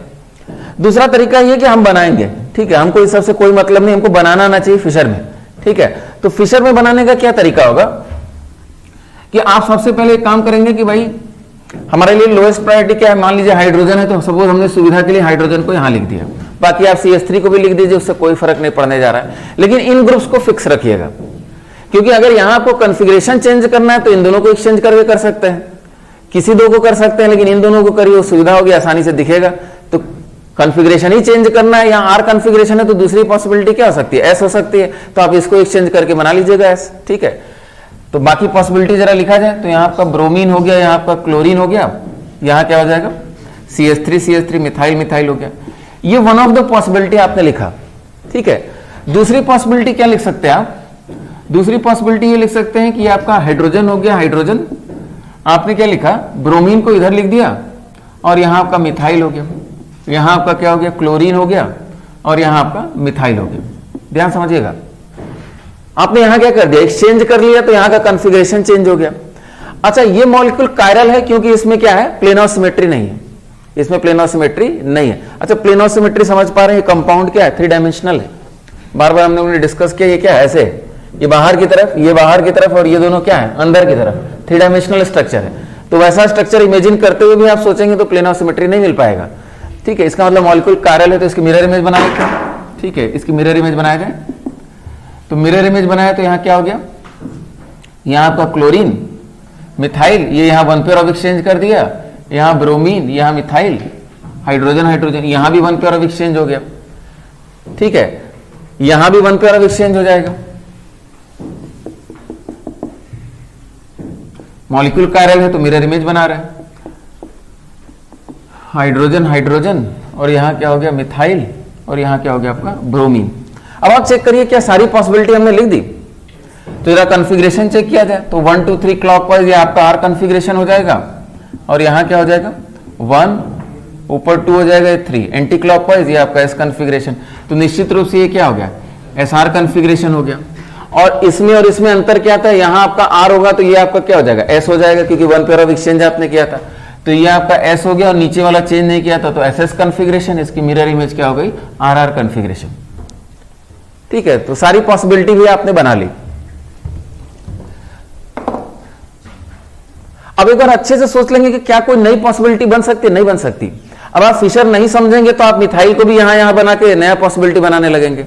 जैसे कोई कहे कि सर नहीं, ये देखिए मिथाइल हम बना लिए, अब वो अपने आप में क्वेश्चन हो जाएगा कि भाई मिथाइल हो गया, मिथाइल हाइड्रोजन हाइड्रोजन, और यहाँ क्या है ब्रोमीन, यहाँ क्या है क्लोरीन।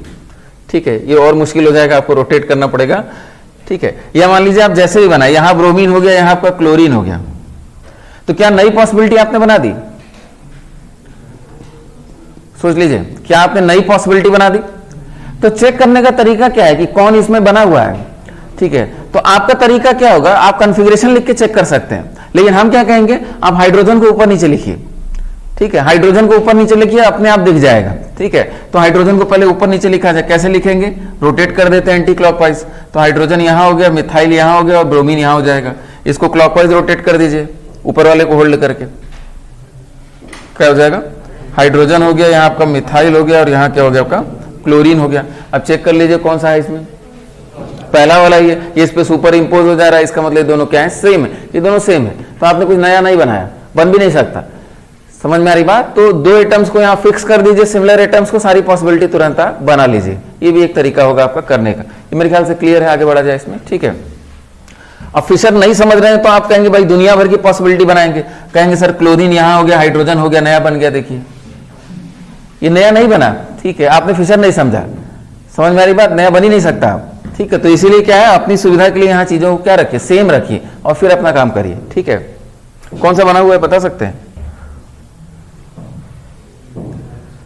यहां आपका क्लोरीन हो जाएगा। अच्छा, कई लोग क्या होते हैं, बड़े कंफ्यूज रहते हैं कि सर इसको चेक करना है तो हम क्या करते हैं, हम हाइड्रोजन को यहां करके क्लोरीन यहां करके चेक करेंगे। अरे ये नहीं करेंगे, आपने कॉन्फ़िगरेशन चेंज कर दिया, कंपाउंड चेंज कर दिया। आपको यहां जब भी चेंज करना है, कंपाउंड को सेम रखना है, तो आप यहां क्या करिए, इवन पेयर एक्सचेंज करिए। ठीक है, और इसको इससे नहीं एक्सचेंज करेंगे। समझ में आ रही बात? इसको यहीं पे आप एक्सचेंज करिए, एकदम आसान कंसेप्ट है। तो आप करेंगे क्या, फिर से वही बात, और हमारे लिए आसान क्या होता है, होल्ड करके रोटेट कर देते हैं। तो यहाँ आपका क्लोरीन हो गया, यहाँ आपका मिथाइल हो गया, यहाँ आपका मिथाइल हो गया, यहाँ आपका ब्रोमीन हो गया, ये आपका हाइड्रोजन हो गया।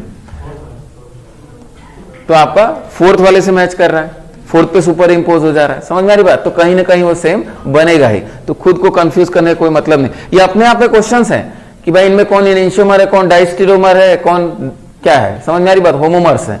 तो आपका तरीका क्या है, ऐसे कंपाउंड बनेंगे तो अलाइन करेंगे पहले कि हाइड्रोजन हाइड्रोजन हम ऊपर नीचे करेंगे और फिर मैच कराएंगे, अपने आप वो आसानी से हो जाएगा। ये नहीं कि आंख बंद करके सब में आरएस कॉन्फ़िगरेशन लिखे चले जा रहे हैं, कोई मतलब नहीं, वो एकदम नॉनसेंस काम है कि आप आरएस कॉन्फ़िगरेशन लिख रहे हैं।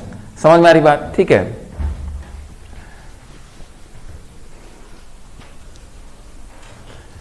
ठीक है, तो इसका मतलब फिशर पे कैसे क्वेश्चन पूछा जाएगा ये भी आपको क्लियर हो गया इससे। ठीक है, और आप इसको कर ले जाएंगे और फाइनली तो हम यही लिखेंगे। ठीक है, इससे हम लोग का काम चल जाएगा। और अनसिमेट्रिकल है तो मीजो नहीं मिलने जा रहा। ठीक है, तो नंबर ऑफ कायरल सेंटर पहचानेंगे, 2 की पावर n कर देंगे। और बड़ी बात कि आपको बनाने आना चाहिए।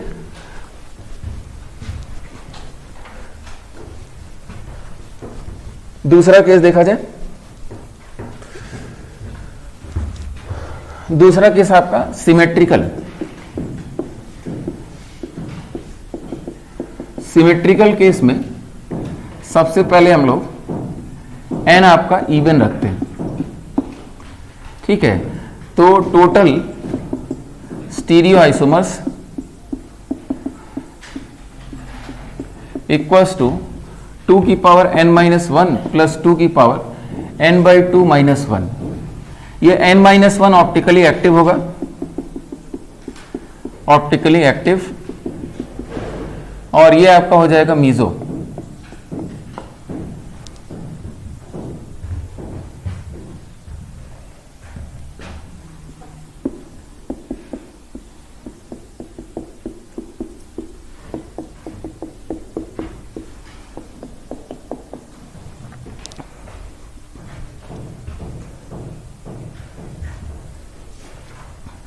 ये आपका एग्जाम्पल हो गया, इसमें 2 कायरल सेंटर हैं और सिमेट्री दिख रही है। तो सबसे पहले ये आपने पहचान लिया। अगर आपसे कोई मॉलिक्यूलर फार्मूला की बेसिस पे पूछता है कि किन में मीजो मिलेगा, जैसे इसके क्वेश्चन है इस टाइप के कि किन में मीजो होगा, तो क्या आप देखते ही बता सकते हैं कि इसमें one of the stereo isomer meso होगा?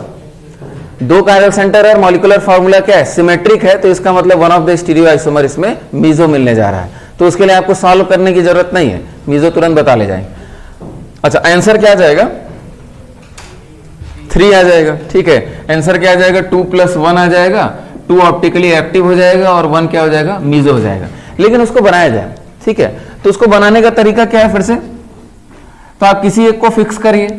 ठीक है, हमें सुविधा ये कि मान लीजिए हम हाइड्रो CH3 यहाँ फिक्स करते हैं, हाइड्रोजन फिक्स करते तो कॉन्फ़िगरेशन निकालने में आसानी होती है। ठीक है, लोएस्ट प्रायोरिटी ग्रुप होता है वो। अच्छा, यहां हमने ब्रोमीन बना दिया, यहां ब्रोमीन बना दिया, यहां आपका H हो गया, यहां आपका H हो गया, ये आपका मीजो कंपाउंड हो गया।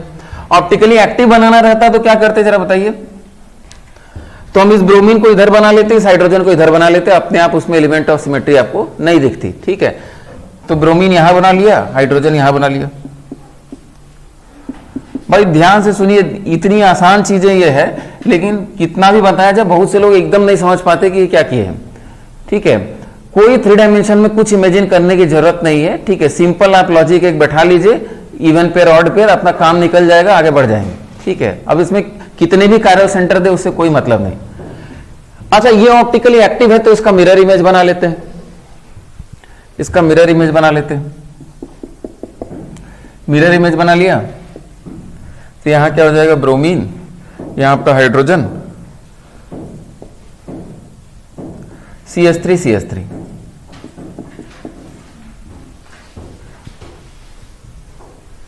ठीक है, ये आपके आइसोमर्स बन गए।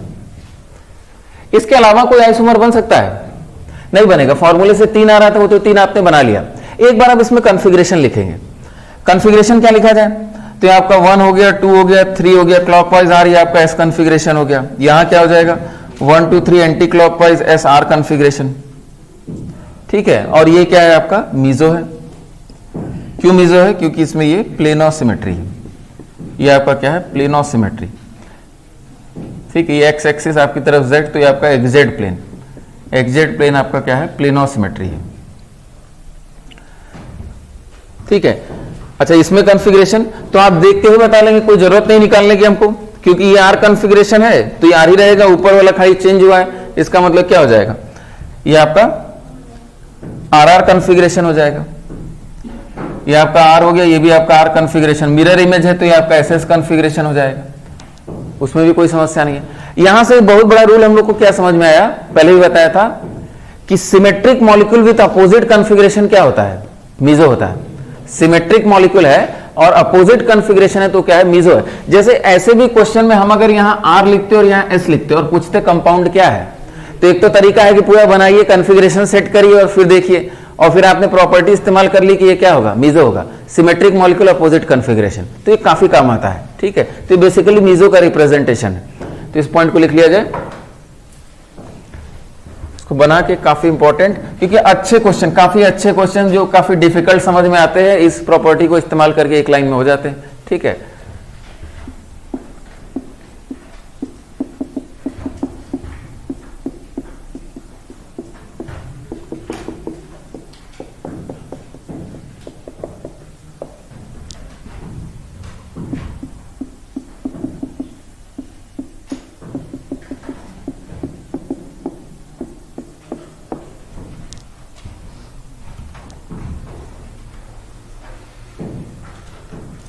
Symmetric molecule with opposite configuration is meso.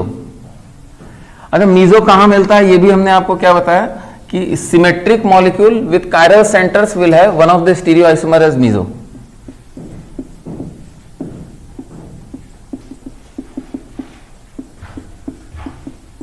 Symmetry कैसे ढूंढेंगे, मॉलिक्यूलर फॉर्मूला से आपको समझ में आ जाएगा। ठीक है, तो symmetric molecule with chiral centres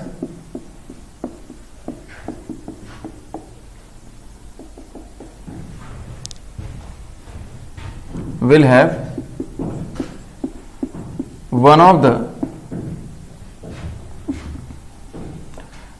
one of the stereoisomer as meso। Symmetric molecule with chiral centres, एक ही कायरल सेंटर होगा तो कभी भी मॉलिक्यूल सिमेट्रिक नहीं होगा, एक से ज्यादा कायरल सेंटर ऑब्वियस ही बात होने वाले हैं। ठीक है, तो symmetric molecule with chiral centres will have one of the stereo isomer as meso. इस पे भी आपको सवाल मिलेगा और इस प्रॉपर्टी का इस्तेमाल करके अच्छे क्वेश्चंस हो जाएंगे जो यहां से हमने सीखा। अच्छा, एक दो चीजें और समझने की कोशिश करते हैं। कोई कहे कि सर मीजो बनाना था, तो मीजो तो ये भी बन गया, एच हो गया, यहाँ आपका मिथाइल हो गया, और यहाँ आपका ब्रोमीन हो गया, ये भी सर मीजो हो गया, ये नया बन गया। नया नहीं बना होगा, सेम होगा। कैसे चेक करेंगे? फिर वही बात, रोटेट करिए। समझ में आ रही है? ब्रोमीन यहाँ, हाइड्रोजन यहाँ और मिथाइल यहाँ। नहीं, कैसे रोटेट किया जाए? क्लॉकवाइज रोटेट कर दिया जाए, क्लॉकवाइज। अच्छा, एंटी क्लॉकवाइज रोटेट करेंगे तब पर भी वही बनेगा, उससे कोई फर्क नहीं पड़ेगा। कैसे भी बना दीजिए, प्लेनर सिमेट्री है तो ये दोनों क्या होंगे? सेम होंगे। इस चीज को समझिएगा। अच्छा, एक पॉइंट और यहां समझ लिया जाए, ठीक है? अब इसको बनाइएगा नहीं, बस एक पॉइंट समझा जाए, ठीक है? ये 3 डायमेंशनल स्ट्रक्चर है, इस पॉइंट को समझा जाए। और यहां एक कॉमन मिस्टेक होता है, उससे भी हम लोग बचेंगे। जैसे कोई कहे सर कि मीजो कंपाउंड का मिरर इमेज उसके ऊपर सुपर इंपोजेबल होता है, ठीक है? तो इसको जरा समझा जाए कि मीजो कंपाउंड का मिरर इमेज कैसे सुपर इंपोजेबल हो गया, जरा बताइए। तो यहां आपका ब्रोमीन हो गया, ब्रोमीन H, और यहां आपका मिथाइल, इसका मिरर इमेज बना दिया हमने।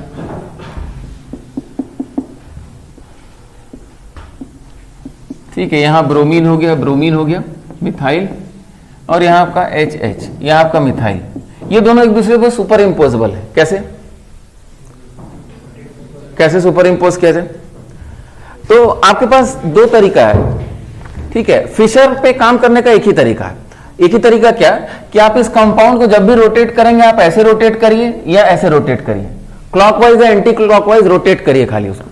कभी भी मॉलिक्यूल को आप ऐसे नहीं पलटेंगे, मॉलिक्यूल को आप ऐसे नहीं पलटेंगे। क्यों नहीं पलटेंगे? क्योंकि आप इसको ऐसे पलटेंगे तो आपको लगेगा कि सुपर इंपोज हो गया, ठीक है? लेकिन हॉरिजॉन्टल ग्रुप्स कहां होते हैं? बाहर की तरफ होते हैं। और आपने ऐसे पलट दिया तो हॉरिजॉन्टल ग्रुप्स कहां चले जाएंगे? अंदर की तरफ चले जाएंगे, जो कि आपको पता नहीं चलेगा। समझ में आ रही है? जैसा इस कंपाउंड में भी दिख रहा होगा कि सर इस कंपाउंड को तो हम ऐसे पलट देते तो इसके ऊपर क्या हो जाता? सुपर इंपोज हो जाता। समझ में आ रही बात? ठीक है, जबकि ये सुपर इंपोज हुआ नहीं। ये ब्रोमीन बाहर है, तो पलटने के बाद वो ब्रोमीन कहां चला गया? अंदर चला गया। अब या तो डायग्राम बना के उसको समझाएं या डायरेक्टली उसको समझने की कोशिश करिए। समझ में आ रही बात? तो ये दोनों ग्रुप्स कहां है? बाहर की तरफ है। और फिशर को कभी भी आप ऐसे नहीं पलटेंगे, ठीक है? क्योंकि आपको फीलिंग नहीं आएगी, आपको पलट के लगेगा कि हाँ सेमी तो बन रहा है, सुपर इंपोज हो गया। तो इसके पास सुविधा हमेशा क्या है कि फिशर को हमेशा रोटेट करिए, कभी भी 180 डिग्री मत पलट दीजिए इस टाइप से। समझ में आ रही बात? ठीक है, तो फिशर को कभी भी आप ऐसे नहीं पलटेंगे, ठीक है? हमेशा आप क्या करेंगे? क्लॉकवाइज या एंटी क्लॉकवाइज रोटेट करेंगे, उससे काम चल जाए। लेकिन यहां तो आप क्या करिए, यहां Z एक्सिस पकड़ लीजिए, और Z एक्सिस के अबाउट आप क्या करिए? इसको 180 डिग्री रोटेट कर दीजिए, क्लॉकवाइज या एंटी क्लॉकवाइज जैसे रोटेट कर दीजिए। तो 180 डिग्री रोटेट कर दिया तब क्या हो जाएगा? यही स्ट्रक्चर बन जाएगा। समझ में आ रही बात? तो आपने Z एक्सिस के अबाउट क्या किया? स्ट्रक्चर को आप धीरे धीरे या मान लीजिए ऐसे ही रोटेट करते चले गए, ये ब्रोमीन कहां चला जाएगा? अच्छा, इस चीज को भी समझा जाए। आपने रोटेट किया, इसको अगर हम 1 बोल दें, ये आपका 2 हो गया, ये आपका 3 हो गया, ये आपका 4 हो गया, ठीक है? रोटेट किया तो ऊपर वाला मिथाइल कहां चला जाएगा? नीचे चला जाएगा, और नीचे वाला मिथाइल ऊपर चला जाएगा। बाकी इनकी पोजीशंस पे क्या फर्क पड़ेगा, जरा बताइए। आपने क्या किया है? ऐसे रोटेट कर रहे हैं, पूरा स्ट्रक्चर को आपने क्या किया है? ऐसे रोटेट किया है। बताइए 1 कहां जाएगा? तो 1 यहां ऊपर की तरफ आ जाएगा, मे बी, यही ना? और 2 कहां जाएगा? 2 4 की जगह चला जाएगा, बिल्कुल। और बताइए 3 आपका यहां चला जाएगा, और 4 आपका यहां चला जाएगा। इस पॉइंट को समझ रहे हैं? ठीक, कहीं कहीं काम आएगा। यहां तो खैर इस्तेमाल नहीं है, ठीक है, लेकिन कहीं कहीं ये पॉइंट आपके काम आएगा। तो ये भी चीज समझिएगा कि 1 गया कहां है, ठीक है? लेकिन यहां तो सुपर इंपोज हो ही जा रहा है आराम से, तो कोई दिक्कत नहीं। लेकिन यहां आप ऐसे करके सुपर इंपोज कर लेंगे? नहीं कर पाएंगे। समझ में आ रही बात? तो फिर से समझने की कोशिश करिएगा कि आप इसको ऐसे नहीं पलट सकते थे, और घुमाएंगे तो आपका क्या हो जाएगा? ये नहीं सुपर इंपोज हो पाएगा। अच्छा, इसमें भी 180 डिग्री रोटेट करिए तो आपका स्ट्रक्चर क्या बनेगा? 180 डिग्री रोटेट किया आपने, अरे सेम नहीं बनेगा। हाँ, ये आपका फर्स्ट हो गया, ये आपका सेकंड हो गया। तो आपने 180 डिग्री अगर इसको रोटेट किया तो सेम यही बन जाएगा। दिख रहा है सबको? सबको दिखना चाहिए पॉइंट, क्योंकि आगे चल के इसी में एक्सिस ऑफ सिमेट्री डिफाइन करना है, तो इसी पॉइंट से आएगा। समझ में आ रही बात? तो वहां आप ये काम दोबारा नहीं करेंगे। आपने पूरा स्ट्रक्चर रोटेट किया 180 डिग्री, तो ये दोबारा फिर से बन जा रहा है। सबको क्लियर हो गया? तब आप सुपर इंपोज कर नहीं पाए, और ऐसे पलटने का ऑप्शन पहले ही बेकार हो चुका था। समझ में आ रही बात? ठीक है, तो यानी कभी भी ये सुपर इंपोज नहीं हो पाएगा। मतलब ये क्या है? इनएंशियोमर्स के मिक्सचर। ये तो हमको पहले ही पता था, क्योंकि इसमें प्लेन ऑफ सिमेट्री नहीं है। ये सबको क्लियर हो गया? 180 डिग्री रोटेट करने वाली बात जेड एक्सिस के अबाउट, ये भी क्लियर हो गया। ठीक है, अच्छा एक चीज पलटा तो उसको जरा फिर से बता देते। जेड एक्सिस के अबाउट सपोज आपने 180 डिग्री रोटेट किया, इस चीज को समझ लिया जाए। एक पॉइंट रोटेट किया तो आपका यहां क्या हो गया, हाइड्रोजन हो गया, ये वाला यहां चला गया, और ये वाला कहां चला जाएगा, यहां चला जाएगा, ब्रोमीन हो गया। सभी लोग बताइए, ये हाइड्रोजन नीचे चला जाएगा यहां पे, और ये ब्रोमीन यहां नीचे चला जाएगा, और ऊपर वाला मिथाइल नीचे चला जाएगा, और नीचे वाला मिथाइल ऊपर आ जाएगा, और इसको यहां रख दीजिए तो इस पे सुपर इंपोज हो जाएगा। ये पॉइंट समझ में आ रहा है? इसी को एक्सिस ऑफ सिमेट्री बोला जाता है। एक्सिस ऑफ सिमेट्री क्या होता है, मॉलिक्यूल को किसी एक्सिस पे आप रोटेट करिए 360 से कम के एंगल पे, 360 पे रोटेट करेंगे, ऑब्वियस सी बात है वही हो जाएगा। तो 360 से कम के एक्सिस पे उसको रोटेट करिए, और जो स्ट्रक्चर बनेगा एज इट इज उठा के उसके ऊपर क्या कर दीजिए, रख दीजिए। अगर सुपर इंपोज हो गया तो वो क्या है, एक्सिस ऑफ सिमेट्री। तो यहां जेड एक्सिस इसकी क्या है, एक्सिस ऑफ सिमेट्री है। इसको C2 एक्सिस ऑफ सिमेट्री बोला जाता है। क्यों? क्योंकि दो बार होगा ऐसा, मतलब 180 से आप डिवाइड कर दीजिए, 360 को डिवाइड कर दिया तो इसको C2 एक्सिस ऑफ सिमेट्री बोलते हैं। जैसे इसको फिर से समझने की कोशिश करिए, जैसे बेंजीन की बात करें तो बेंजीन एक प्लेनर स्ट्रक्चर है, जेड एक्सिस के अबाउट आपने इसको रोटेट कर दिया, कितना डिग्री, 60 डिग्री। तो 60 डिग्री रोटेट किया तो वापस से क्या मिलेगा, यही मिल जाएगा, और उठा के रख दिया, सुपर इंपोज हो गया। जो मिलेगा उसको एज इट इज उठा के सुपर इंपोज कराना है। तो ये क्या हो गया, इसमें एक्सिस ऑफ सिमेट्री हो गया। क्लियर है?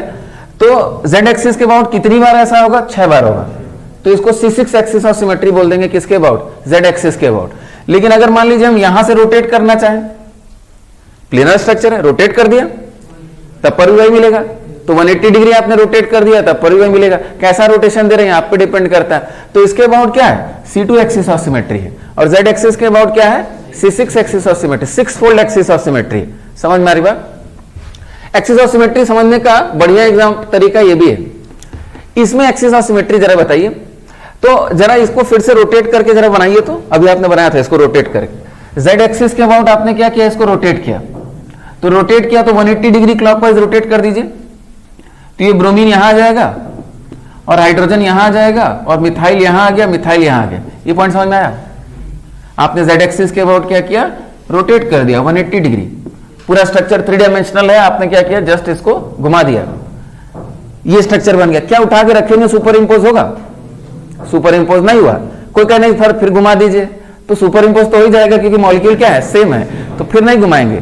जो स्ट्रक्चर है आपके सामने उठा के रखिए, सुपर इंपोज ये हुआ नहीं, इसका मतलब इसमें एक्सिस ऑफ सिमेट्री नहीं है। समझ में आ रही बात? अब कोई कहे सर पलट दीजिए या कुछ और कर दीजिए, पलटने का ऑप्शन फिशर में कभी भी नहीं है। समझ में आई? बस आप रोटेट करिए उसको। तो यानी ये कंपाउंड तो क्या था, मीजो था, इसमें प्लेन ऑफ सिमेट्री थी, लेकिन इसमें एक्सिस ऑफ सिमेट्री नहीं है। जबकि ये कायरल मॉलिक्यूल है, इसमें एक्सिस ऑफ सिमेट्री प्रेजेंट है। समझ में आ रही बात? तो एक्सिस ऑफ सिमेट्री के हालांकि कायरलिटी से कोई लेना देना नहीं है, बस सवाल पूछा जाता है कि एक्सिस ऑफ सिमेट्री किसमें है, किसमें नहीं है। ये पॉइंट क्लियर है? जैसे एक और एग्जांपल से इसको समझिए, जैसे मान लीजिए यहां हमने ब्रोमीन बना दिया और यहां ब्रोमीन बना दिया, इससे और बेटर समझ में आएगा। क्या इसमें एक्सिस ऑफ सिमेट्री है? हाँ है। इसके अबाउट क्या करिए, इसको 180 डिग्री रोटेट कर दीजिए, पूरा स्ट्रक्चर को ऐसे पलट दीजिए। तो पलट दिया तो ये ब्रोमीन यहां आएगा कहां, इनटू द प्लेन, और ये यहां आएगा कहां, out of the plane, superimpose हो गया। इसमें एक्सिस ऑफ सिमेट्री है, जबकि मॉलिक्यूल में प्लेन ऑफ सिमेट्री नहीं है, मॉलिक्यूल कायरल है। और यही ब्रोमीन दोनों आउट ऑफ द प्लेन बना देते, तब क्या एक्सिस ऑफ सिमेट्री होती? नहीं होती। पलट दिया तो दोनों अंदर चले गए, अब आप उठा के सुपर इंपोज नहीं कर पाएंगे। तो मीजो कंपाउंड है लेकिन एक्सिस ऑफ सिमेट्री नहीं है। ठीक है, तो एक्सिस ऑफ सिमेट्री पे जेईई एडवांस में सवाल पूछे गए हैं, अब उसको लास्ट में किया जाएगा। तो फिशर में एक्सिस ऑफ सिमेट्री कैसे होता है ये भी आपको समझ में आया। And axis of symmetry has no correlation with chirality और अकायरलिटी ऑफ अ मॉलिक्यूल। अच्छा, हम लोग तीसरा केस डिस्कस करने जा रहे हैं। तीसरा केस आपका एन ऑड, सिमेट्रिक मॉलिक्यूल में एन की वैल्यू ऑड होगी। ठीक है, तो इसको पहले सॉल्व किया जाए, फॉर्मूला बाद में लिखा जाएगा। तो इसका एक एग्जांपल देखते हैं, CH3CH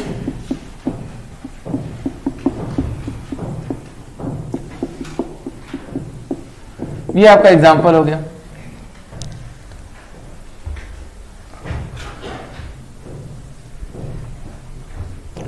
इसके टोटल स्टीरियो आइसोमर्स अगर पूछे जाएं तो इसमें एक समस्या समझने की कोशिश करिए। समस्या क्या है कि आपने कहा कि ये कायरल सेंटर है, R1 R2 R3 सब डिफरेंट है, ये आपका कायरल सेंटर है, ये भी समझ में आता है। बीच वाले में आप कंफ्यूज हो जाएंगे, आप कहेंगे तो कायरल सेंटर नहीं है, ठीक है। लेकिन इस चीज को समझने की कोशिश करिएगा, ये कायरल सेंटर है और ये भी कायरल सेंटर है, तो इसके दो फॉर्म है, आर फॉर्म एस फॉर्म। इसके भी क्या है, आर फॉर्म एस फॉर्म। तो क्या आप बोल सकते हैं कि लेफ्ट और राइट सेम है कि डिफरेंट है?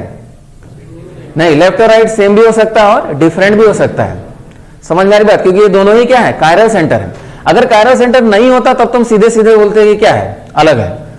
समझ में आ रही बात क्या बोल रहे हैं? ठीक है, तो अब यहां आप नहीं बोल सकते। तो इसका मतलब एक तो तरीका, ये बीच वाला क्या हो गया, बीच वाले को हम सीडो कायरल बोल देंगे, सीडो कायरल। सीडो कायरल, हालांकि हम लोग के डिस्कशन का उतना इश्यू नहीं होना चाहिए। सीडो कायरल मतलब कुछ कंडीशन में कायरल, कुछ कंडीशन में ए कायरल, बस सिंपल सी बात है। सीडो कायरल मिलने की एक कंडीशन क्या है? एक कंडीशन तो यह है कि जब सिमेट्रिक मॉलिक्यूल में odd number of chiral centres होते हैं, ये जो केस डिस्कस कर रहे हैं, तो उसमें बीच वाला कायरल सेंटर क्या होता है, सीडो कायरल होता है। सिमेट्रिक मॉलिक्यूल और ऑड कायरल सेंटर्स हैं, तो बीच वाला कायरल सेंटर क्या है, सीडो कायरल सेंटर। दूसरा क्वेश्चन कि सीडो कायरल सेंटर को कायरल सेंटर माना जाए कि ना माना जाए, तो बिल्कुल इसको कायरल सेंटर मानेंगे, इसको हम कायरल सेंटर मानेंगे। और फॉर्मूला जो होगा उसमें इसको 3 काउंट करके फॉर्मूला डेवलप किया गया है। क्लियर है? तो pseudo chiral centre is considered as chiral centre. कोई कंफ्यूजन नहीं रखना है कि इसको माना जाए ना माना जाए, तो बिल्कुल इसको आप सीडो कायरल बोलिए या सीधे सीधे कायरल सेंटर बोल दीजिए, फॉर्मूला उस हिसाब से आएगा। फॉर्मूले के बाद छोड़ते हैं, पहले आइसोमर निकालते हैं। समझ में आ रही बात? फॉर्मूले से हमको कोई लेना देना नहीं है, क्योंकि एक बार समझने की कोशिश करिए, आप आइसोमर पहले भी निकाल चुके हैं। हमने यहां जो एग्जांपल कराया था ब्रोमीन, ब्रोमीन और ब्रोमीन, इसमें भी ये आपका कायरल सेंटर था, ये आपका कायरल सेंटर था, ये क्या था, सीडो कायरल सेंटर था। फिर से सीडो कायरल सेंटर की पहचान, अगल बगल कायरल सेंटर होगा आपके और सिमेट्रिक होगा तो आप क्या है, सीडो कायरल सेंटर है। समझ में आ रही बात? तो लेकिन क्या जरूरत थी हमको सीडो कायरल के कंसेप्ट की? कोई जरूरत नहीं थी। कैसे निकाला था आपने? इसके ज्योमेट्रिकल आइसोमर्स निकाला था और कायरलिटी चेक कर लिया था। कितने आइसोमर आए थे इसके? स्टीरियो आइसोमर्स कितने आए थे इसके?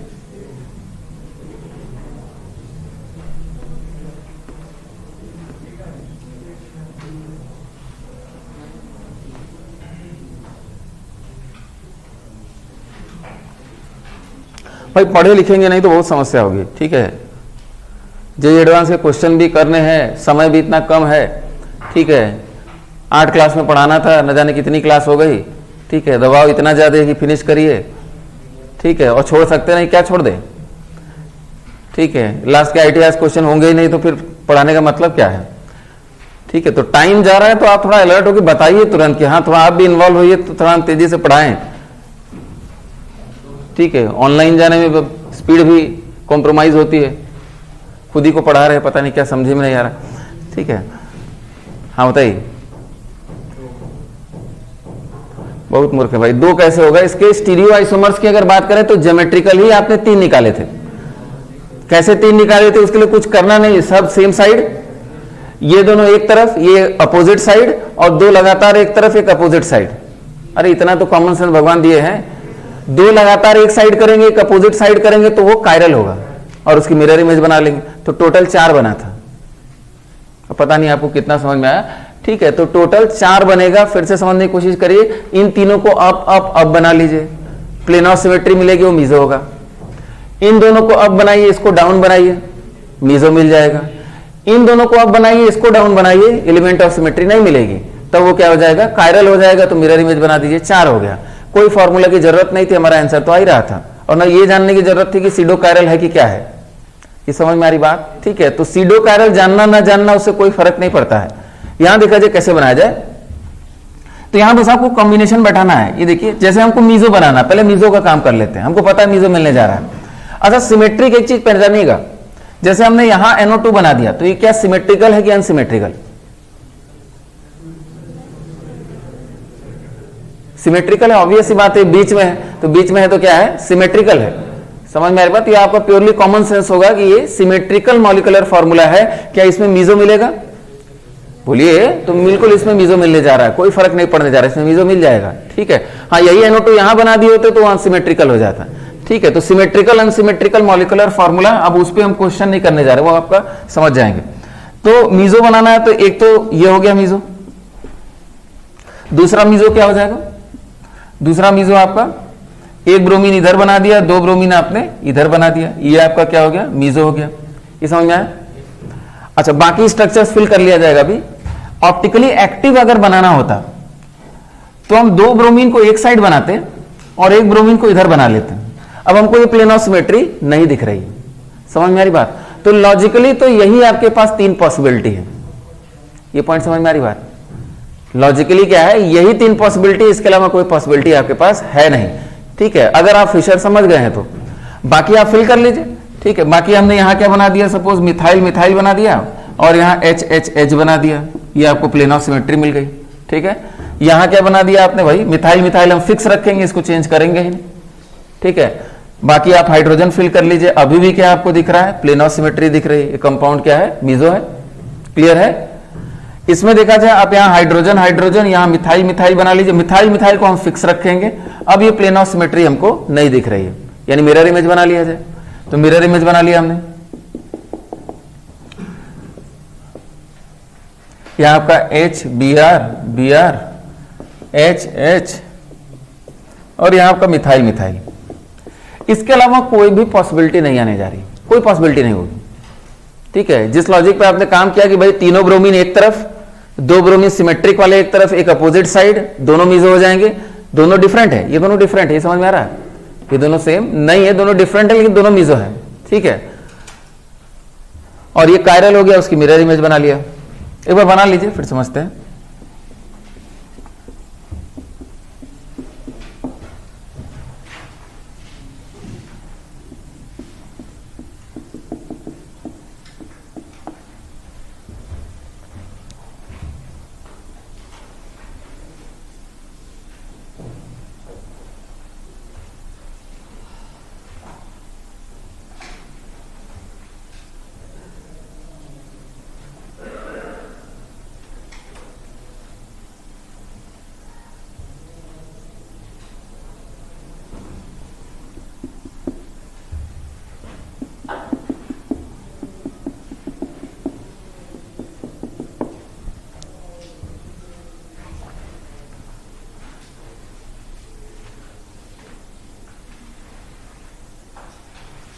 हो गया? अच्छा, कोई कहे कि अब नहीं सर, नया भी कुछ बन सकता है। ठीक है, नया भी बना लेते हैं। तो नया मान लीजिए हम मिथाइल मिथाइल को अपनी जगह रखें। कुछ आपने सीखा कि नहीं, मिथाइल मिथाइल तो वहीं रखेंगे। ये देखिए एक नया बना लिया, यहाँ ब्रोमीन ब्रोमीन, ये एच हो गया, यहाँ एच एच और यहाँ ब्रोमीन, ये आपने नहीं बनाया था, ये आपका 5th हो गया, नया स्ट्रक्चर बन गया। तो ये नया स्ट्रक्चर तो नहीं है। ये कौन सा स्ट्रक्चर है जरा बता सकते हैं? 5th वाला कौन सा स्ट्रक्चर है? ये अपने आप में क्वेश्चन है भाई। 4th वाला स्ट्रक्चर है। और हमको आरएस कॉन्फ़िगरेशन नहीं लिखना है, हम पूरे कंपाउंड को क्या कर रहे हैं, रोटेट कर रहे हैं। और रोटेट कर रहे हैं तो आपने देखा कि भाई उसके ऊपर क्या हो गया, सुपर इम्पोज हो गया 4th वाले पे। दोनों क्या है, सेम है। समझ में आ रही बात? ठीक है, अब हम इसमें कुछ ऑप्शन चेंज करें कि नहीं, यहां हमने ब्रोमीन बना दिया, यहां मिथाइल बना दिया और पूछ रहे हैं आपसे कि कौन है इसमें। समझ में आ रही? अपने आप में बहुत बढ़िया क्वेश्चन हो गया, लेकिन आपके करने का तरीका क्या है, मिथाइल को यहां करेंगे, ब्रोमीन को पहले यहां करेंगे। समझ में आ रही बात? या ये तो मान लीजिए नया क्वेश्चन हो गया, चेंज किया जाए तो मिथाइल को यहां करना और ब्रोमीन को यहां करने के लिए आप क्या करेंगे, होल्ड करके रोटेट करना सबसे बढ़िया है। और नहीं कर सकते हैं तो इवन पेयर ऑफ एक्सचेंज यहां करिए। ठीक है, तो इवन पेयर ऑफ एक्सचेंज मान लीजिए कर लेते हैं, या होल्ड करके रोटेट करते हैं। तो यहां आपका मिथाइल हो गया, यहां क्या जाएगा, ब्रोमीन आ जाएगा, यहां क्या जाएगा, हाइड्रोजन आ जाएगा। ये तो सीधे सीधे क्या दिख रहा है, यही ना, ये दोनों आपकी क्या है, सेम है। अच्छा, कोई इसका मिरर इमेज बना के रख दे तो उसके ऊपर सुपर इम्पोज हो जाएगा, क्योंकि ये कंपाउंड क्या है, मीजो है। तो दुनिया भर की पॉसिबिलिटी आप इसमें एकदम देखते ही क्वेश्चन को सॉल्व कर ले जाएंगे। ये समझ में आया? तो सबसे मुश्किल सवाल जो इसी टाइप के अपीयर होते हैं कि ऐसे 4-5 ऑप्शन बना दिया और आपसे पूछ रहा है, और सबसे आसानी से हो जाता है। और सबसे मुश्किल क्या है कि हर जगह आप कॉन्फ़िगरेशन लिखिए और फिर मैच कराइए और लास्ट में आपको कुछ समझ में नहीं आएगा किए क्या। ठीक है, तो इसलिए सबसे बढ़िया है कि मॉलिक्यूल को देखिए और क्वेश्चन को सॉल्व कर दीजिए। क्लियर है? तो इन चारों के अलावा तो कोई आइसोमर इसमें नहीं बनने वाला, 4 ही बनेगा। आप कोई भी नया बनाइए वो अपने आप क्या होगा, सुपर इम्पोज होगा। तो ये लॉजिक क्या था, तीनों ब्रोमीन एक तरफ, ये 2 ब्रोमीन एक तरफ, ये इधर, और उसके बाद क्या था, कोई 2 लगातार वाले ब्रोमीन एक तरफ और एक अपोजिट साइड, जैसा लॉजिक आपने यहां अपनाया था। समझ में आ रही बात? ठीक है, हाँ, लेकिन यहां अप डाउन से कोरिलेट मत करिएगा, क्योंकि ये दोनों ही ब्रोमीन क्या है, अप अप ही है, दोनों ही बाहर की तरफ है। समझ में आ रही बात? डाउन का ऑप्शन फिशर में नहीं होता, हॉरिजॉन्टल में। क्लियर है? ठीक है,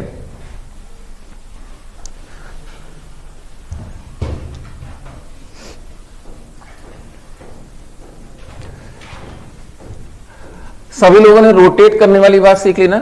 फिशर को ऐसे नहीं रोटेट किया जाता है। कई लोग ऐसे रोटेट करके अपना स्ट्रक्चर बनाते हैं और फिर कंफ्यूज होते हैं कि ये क्या हुआ। ठीक है, नया मॉलिक्यूल हो गया, मिरर इमेज हो गया, क्या हो गया, वो कंपाउंड ही क्या हो गया, नहीं हुआ, उसको आप ऐसे नहीं पलट सकते। ठीक है, हाँ पलट रहे हैं तो 3 डायमेंशन बनाइए, आप ऐसे 3 डायमेंशन बनाइए, इसको हॉरिजॉन्टल ऐसे करिए और इसको ऐसे करिए और पलट रहे हैं तो फिर क्या करिए, ब्रोमीन इधर आ गया लेकिन क्या चला गया, इनटू द प्लेन।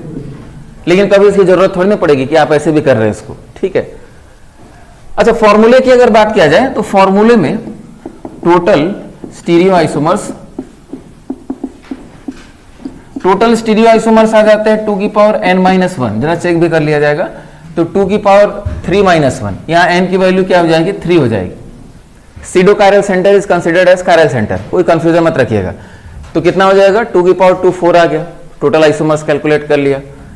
अच्छा और क्या, मीजो की अगर बात किया जाए तो मीजो के लिए फॉर्मूला आ जाता है 2 की पावर n-1/2। जरा चेक करिए तो मीजो कितना आएगा, 2-1, 2/2 मतलब 2 की पावर 1 2 आ जाएगा। ठीक है, तो n की वैल्यू 3 के लिए आपने कैलकुलेट कर लिया, 2 आ गया। तो यहां ऑप्टिकली एक्टिव कैसे निकलेगा, घटा देंगे ऑप्टिकली एक्टिव। तो ऑप्टिकली एक्टिव का सीधे सीधे लॉजिक क्या है, टोटल माइनस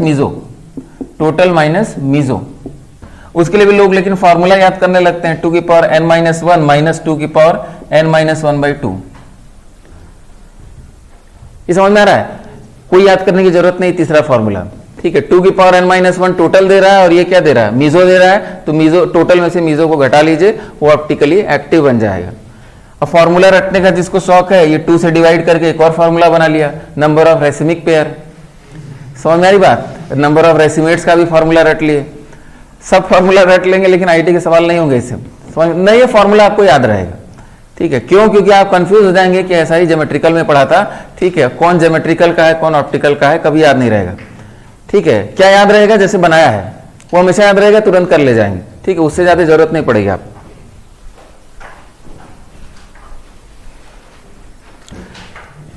ठीक है, तो नंबर ऑफ रेसिमेट्स ये सब करने की जरूरत नहीं है।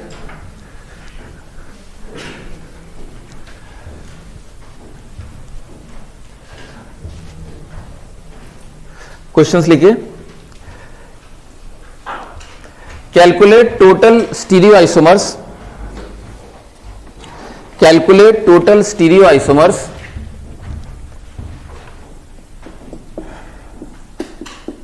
कैलकुलेट टोटल स्टीरियो आइसोमर्स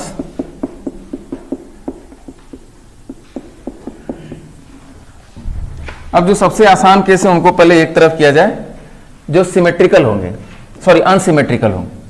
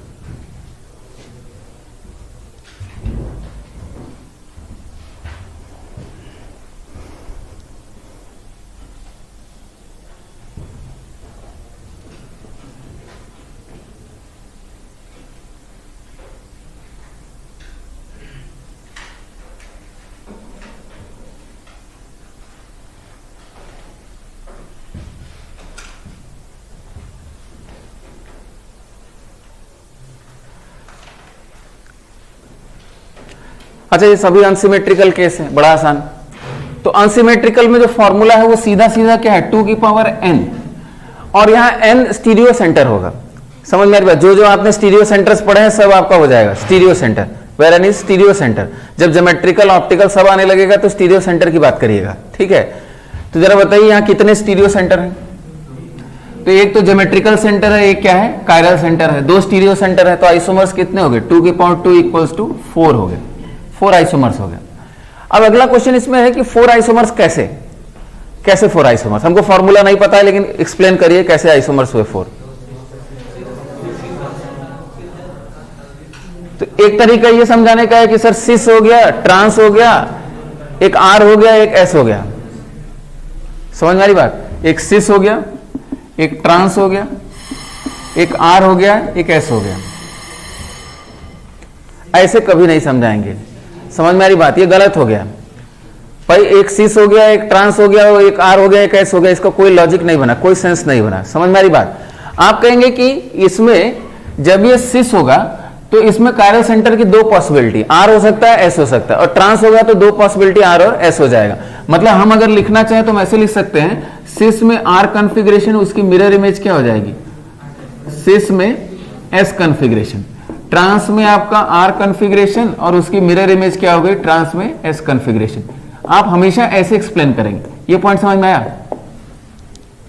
ये समझ में आया क्या बोला हमने?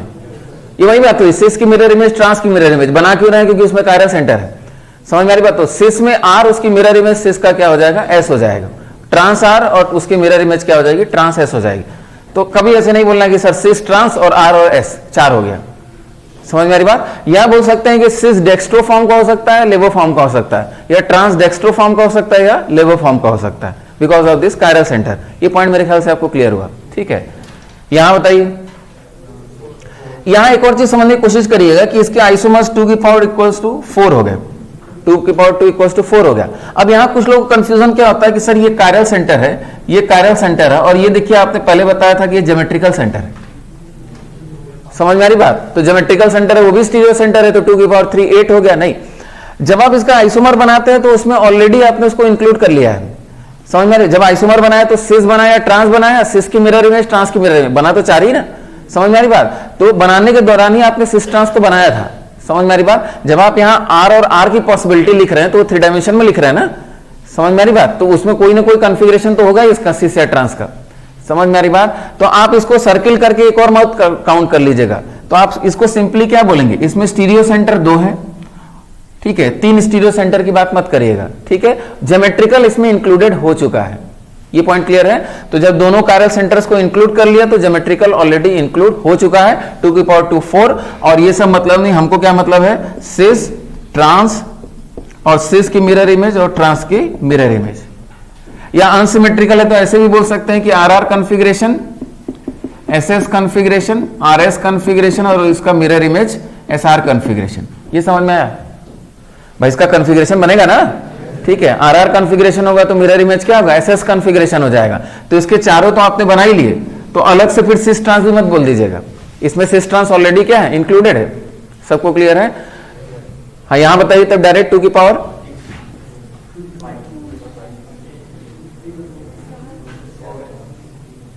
अरे बात आइए जल्दी से, 2 की पावर 7 कितने लोग का आ रहा है? 2 की पावर 7। अरे सीख नहीं पा रहे हैं जल्दी भाई। ये कायरल सेंटर, ये भी कायरल सेंटर, कायरल सेंटर, ये भी chiral centre, chiral centre, chiral centre, geometrical centre, तो 2 की पावर क्या हो गया? 7 हो गया। अब इसे बताने वाली कोई बात थोड़ी ना, स्टीरियो सेंटर काउंट करी, वो आपको आना चाहिए। अब ये नहीं कि घेरने भी लगे इसको कि सर देखिए ज्योमेट्रिकल भी, वही चीज बताया अभी।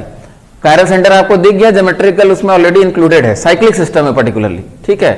तो ये आपके कायरल सेंटर 6 हो गए, और ये आपका डबल बॉन्ड हो गया, ये आपका नाइट्रोजन है, लोन पेयर है, स्टीरियो सेंटर काउंट करने आना चाहिए आपको। और अनसिमेट्रिकल है तो कोई टेंशन है ही नहीं, 2 की पावर 7 हो गया। यहां बताइए, बस स्टीरियो सेंटर काउंट करना है भाई। तो क्या ये डबल बॉन्ड स्टीरियो सेंटर है? सभी लोग बताइए। पढ़ाई लिखाई छोड़ दीजिए, कॉपी फेंक दीजिए। हमने बताया था कि 8 या उससे बड़ी मेंबर की रिंग में अगर डबल बॉन्ड है तो वो ज्योमेट्रिकल सेंटर होता है। 8 या उससे बड़े मेंबर की रिंग में डबल बॉन्ड ज्योमेट्रिकल सेंटर होता है। ये सिस है तो इसका ट्रांस भी मिल जाएगा आपको रूम टेम्परेचर पे, ठीक है।